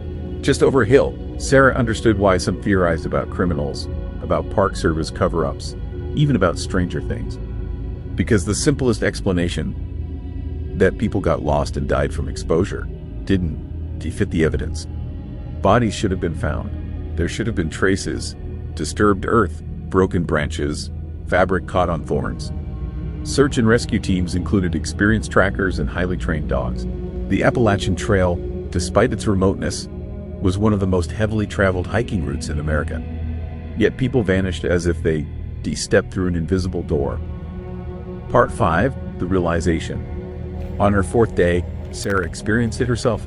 She was following the marked trail, GPS signal strong, visibility good. She just checked her position 5 minutes earlier. But when she looked up from adjusting her pack strap, nothing looked familiar. The trail markers were gone.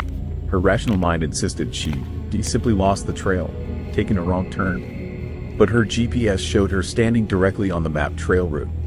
She looked around carefully. The forest appeared different. The trees seemed denser, the undergrowth thicker. The quality of light had changed, though the sun's position suggested only minutes had passed. She felt a wave of disorientation so profound it nearly brought her to her knees. The magnetometer in her hand was showing readings that spiked far beyond anything she recorded. The needle swung in slow arcs, as if the magnetic north itself was moving. Sarah's heart pounded. She recognized the symptoms. Spatial disorientation, the sensation that the ground was tilting though she knew it was level, an almost overwhelming urge to walk in a direction that felt right, though she couldn't rationally justify it. She forced herself to stand still, to breathe. She pulled out her emergency whistle and blew 3 sharp blasts, the universal signal for distress. Then she sat down, despite every instinct screaming at her to move, to find the trail, to get out. This was how they got lost. This sensation, this overwhelming conviction that they knew which way to go, combined with the complete inability to recognize their actual location. Hikers would follow this false sense of direction, walking confidently away from trails, from roads, from help. By the time the effect wore off, if it wore off, they'd be miles from where they should be, with no idea how they'd gotten there. Part 6. The Escape. Sarah stayed put for 3 hours, fighting the disorientation. She took readings every 15 minutes, documenting the magnetic field variations. The intensity slowly decreased, the wild swings gradually settling into more typical anomaly patterns. As the readings normalized, her sense of location returned like waking from a dream. The trail markers were suddenly visible again. She'd been standing next to one the entire time. The forest looked familiar once more. She understood now. The magnetic anomalies throughout the Appalachian region created zones where the effect could be triggered, especially in people who were already exhausted, possibly dehydrated, their neural systems stressed from days of physical exertion. The ancient geology of these mountains, formed from tectonic collisions over hundreds of millions of years, layered with magnetic rock formations and fault structures, had created a natural labyrinth of magnetic field distortions. Most hikers passed through without effect, but for some, at certain times, perhaps when multiple factors aligned, the right level of exhaustion, the right magnetic field intensity, the right neurological vulnerability, the effect could be catastrophic. They would walk confidently in the wrong direction, absolutely certain they were going the right way. By the time the disorientation passed, if it passed, they would be lost in terrain that offered no easy return. In dense forest, in mountain hollows, in areas that rescue teams might search multiple times without success because the terrain itself was so difficult and the search areas so vast. Some would survive for days, like Geraldine Largay. Others would fall, become injured, succumb to exposure. A few might wander until they reached areas far from where anyone would think to search. And the disappearances that seemed most mysterious, like young Dennis Martin vanishing behind a bush, could be explained if the child had experienced sudden, complete spatial disorientation. He might have walked confidently away from the area, absolutely certain his family was in the direction he was heading, while searchers combed the area he actually left behind. Part 7. The Truth. Sarah hiked out 2 days later. She filed her report with the National Park Service, forwarding her magnetic field readings and her proposed correlation analysis. She published her findings in a geophysics journal, carefully worded to avoid sensationalism. The response was mixed. Some researchers found the correlation between magnetic anomalies and disappearance clusters intriguing enough to warrant further study. Others dismissed it as coincidence, arguing that correlation didn't prove causation. The Park Service acknowledged receipt of her data but made no official statement. But hikers started paying attention. The Appalachian Trail Conservancy began including information about magnetic anomalies in their safety materials, though carefully couched in general terms about how geology could affect compass readings. They emphasized the importance of GPS devices, of not relying solely on compasses or sense of direction in certain areas. The disappearances didn't stop. They never would, not completely. The Appalachian Mountains stretched over 2,000 miles through some of the most remote and rugged terrain in the eastern United States. Even with perfect navigation equipment, accidents happen. People got hurt, weather turned deadly. But some hikers who experienced sudden, inexplicable disorientation now knew to stop. To sit, to wait, to fight the overwhelming urge to move, to trust that false sense of direction, to radio for help and stay put until rescue arrived. And the number of people who walked into the woods and never came back began, slowly, to decline. Epilogue. The mountains remember. The Appalachian Mountains are older than bones, older than most life on Earth. They were once as tall as the Himalayas, before hundreds of millions of years of erosion wore them down to their current gentle slopes. Deep within them, the scars of ancient tectonic collisions remain, fault lines and magnetic anomalies, zones where the Earth's field twists and turns in ways that defy easy mapping. The Cherokee knew these mountains long before European settlers arrived. Their folklore spoke of places where the boundary between worlds grew thin, where people could walk from one reality into another without meaning to. They spoke of the spirit people who lived in these mountains and sometimes led travelers astray.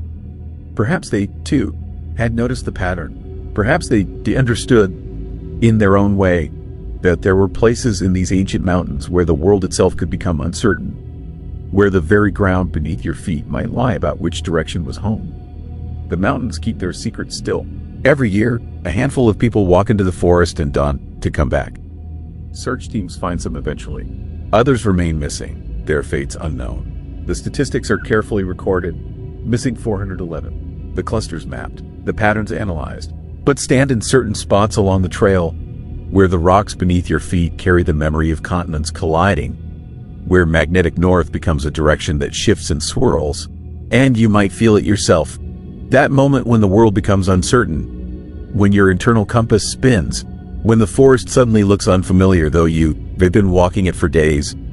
That's when you remember, these mountains are older than human understanding. They were shaped by forces that dwarf our brief existence. And sometimes, in the spaces between the rocks, in the magnetic swirls and eddies of ancient geology, the mountains themselves can make you forget which way is home. The key is not to panic. Not to trust that sudden certainty about which direction to walk, to sit down, to stay put, to wait for the moment to pass, for the earth to steady itself beneath you, for the trail markers to become visible again. Because in the Appalachian Mountains, sometimes getting lost ISN to about taking a wrong turn. Sometimes it is about the earth itself, for just a moment, forgetting to tell you which way is up. 10th story. Imagine walking the same trail you walked 5 times before. You know, every tree, every turn, every rock. But this time, the trail knows you back. October 2019. Mark Davis, an experienced hiker. He walked into the Gifford Pinchot National Forest on a sunny Friday afternoon. 20 hours later, he stumbled out of the woods, terrified, confused, and with a story that defies all logic. Because sometimes, the forest doesn't just let you get lost. Sometimes, it keeps you. And what Mark discovered deep in those woods, what was carved inside that tree, will make you think twice before ever stepping off the beaten path again. It was Friday, around 2 o'clock in the afternoon. Mark parked his Jeep at the familiar parking lot at the entrance to the Lewis River Trail. The plan was simple: walk 12 kilometers to the waterfall, set up camp, spend the night, and return the next day. The weather was perfect for October, sunny, around 15 degrees Celsius. Mark checked his backpack: tent, sleeping bag, food for 2 days, water, first aid kit, knife, GPS navigator, fully charged phone, external battery. He was ready. At 14:17, Mark remembers this exactly because he photographed the sign at the beginning of the trail and the time was displayed in the photo. He started his hike. The first 2 hours went normally. Mark walked along the familiar trail, listened to the birds, enjoyed the silence. But after about 2.5 hours, he noticed something strange. He passed by a broken pine tree. Mark remembered this tree. It had been broken by the wind last summer, and it lay across the trail, but someone had sawed through it to clear the passage. Mark passed this tree, but 20 minutes later, he saw the same tree again. At first, Mark thought there were just 2 similar trees. But no, the marks on the trunk were identical. Even the saw marks were the same. Mark checked his GPS. The device showed that he was going in the right direction. The coordinates were moving forward along the route. He blamed it on fatigue and continued on his way. Another 30 minutes later, Mark saw the same broken tree. For the 3rd time, now he was worried. He took out his GPS. The device showed that he had advanced another 1.5 kilometers forward. But there it was, that damn tree. Mark stopped. He took out his phone. There was no signal, but that was normal for the forest. He took a photo of the tree. Then he took his knife and carved a mark on the trunk. 3 horizontal lines. If I see this mark again, he thought, it means I am really walking in circles. Mark continued on. Now he walked very carefully, memorizing every rock, every turn. 45 minutes later, he saw the tree with his mark, 3 horizontal lines. By this point, it was starting to get dark. It was around 6 in the evening. Mark tried to stay calm. He sat down on the ground, took out his map, GPS, and compass. GPS showed he was 8 kilometers from the parking lot, almost at the waterfall. Compass showed north, where it should have shown reality.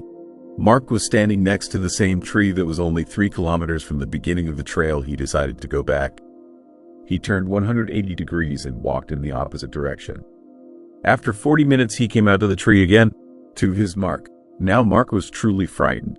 The sun was setting. He had a flashlight, but the idea of spending the night in a forest where space was clearly behaving incorrectly was not inspiring. Mark made a decision. He would set up camp right here, by this tree. Wait until morning. Maybe in daylight everything would become clearer. He pitched his tent 20 meters from the trail, built a small fire, ate a protein bar, though he had no appetite. It was around 8 in the evening when he heard footsteps. Clear, measured. Someone was walking on the trail. Mark looked out of the tent. In the light of the flashlight, he saw a figure. A person in hiking clothes, with a backpack, was walking along the trail. Just walking by, not looking around. "Hey!" Mark shouted. "Hey, wait!" The figure didn't. He stopped. Didn't even turn around. just continued walking and disappeared around the bend. Mark grabbed his flashlight and ran after it. Ran to the bend. No one. The trail was empty, and no footprints, although the ground was wet and should have preserved the tracks. Mark barely slept. Every rustle made him flinch. Several times during the night he heard footsteps on the trail. Each time he looked out, no one. At 6 a.m, as soon as it got light, he packed up the camp. Decided to try again. This time he would follow the trail, but would place markers every 50 meters. Arrows made of stones, pointing the direction.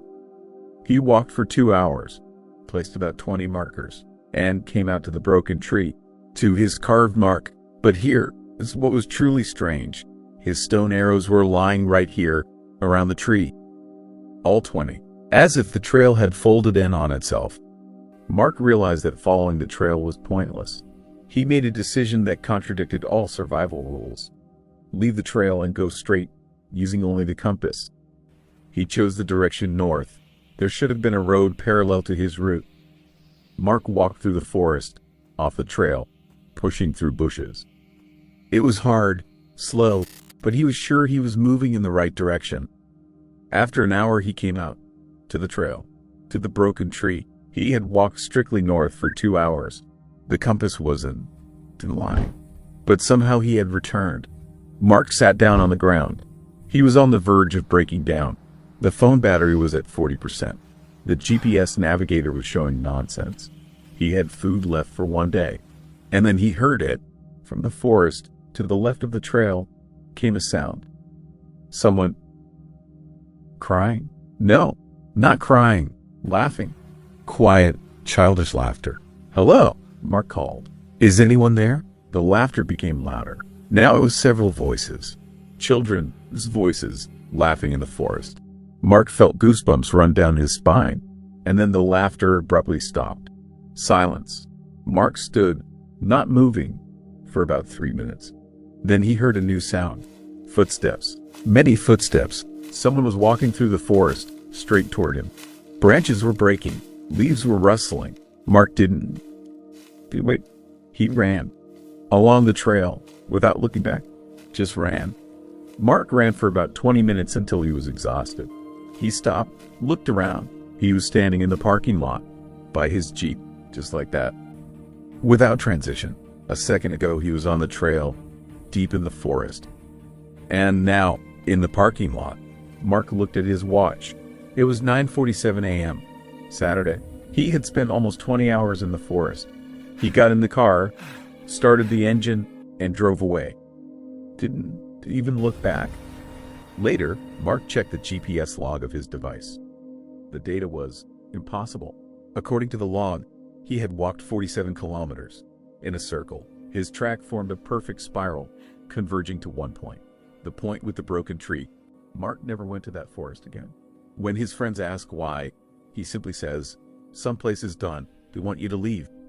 And 2 years later, rangers found the broken tree. When they sawed through it and examined the cross-section, they discovered something strange. Inside the trunk was a carved message. Hundreds of names. Mark's name was among them.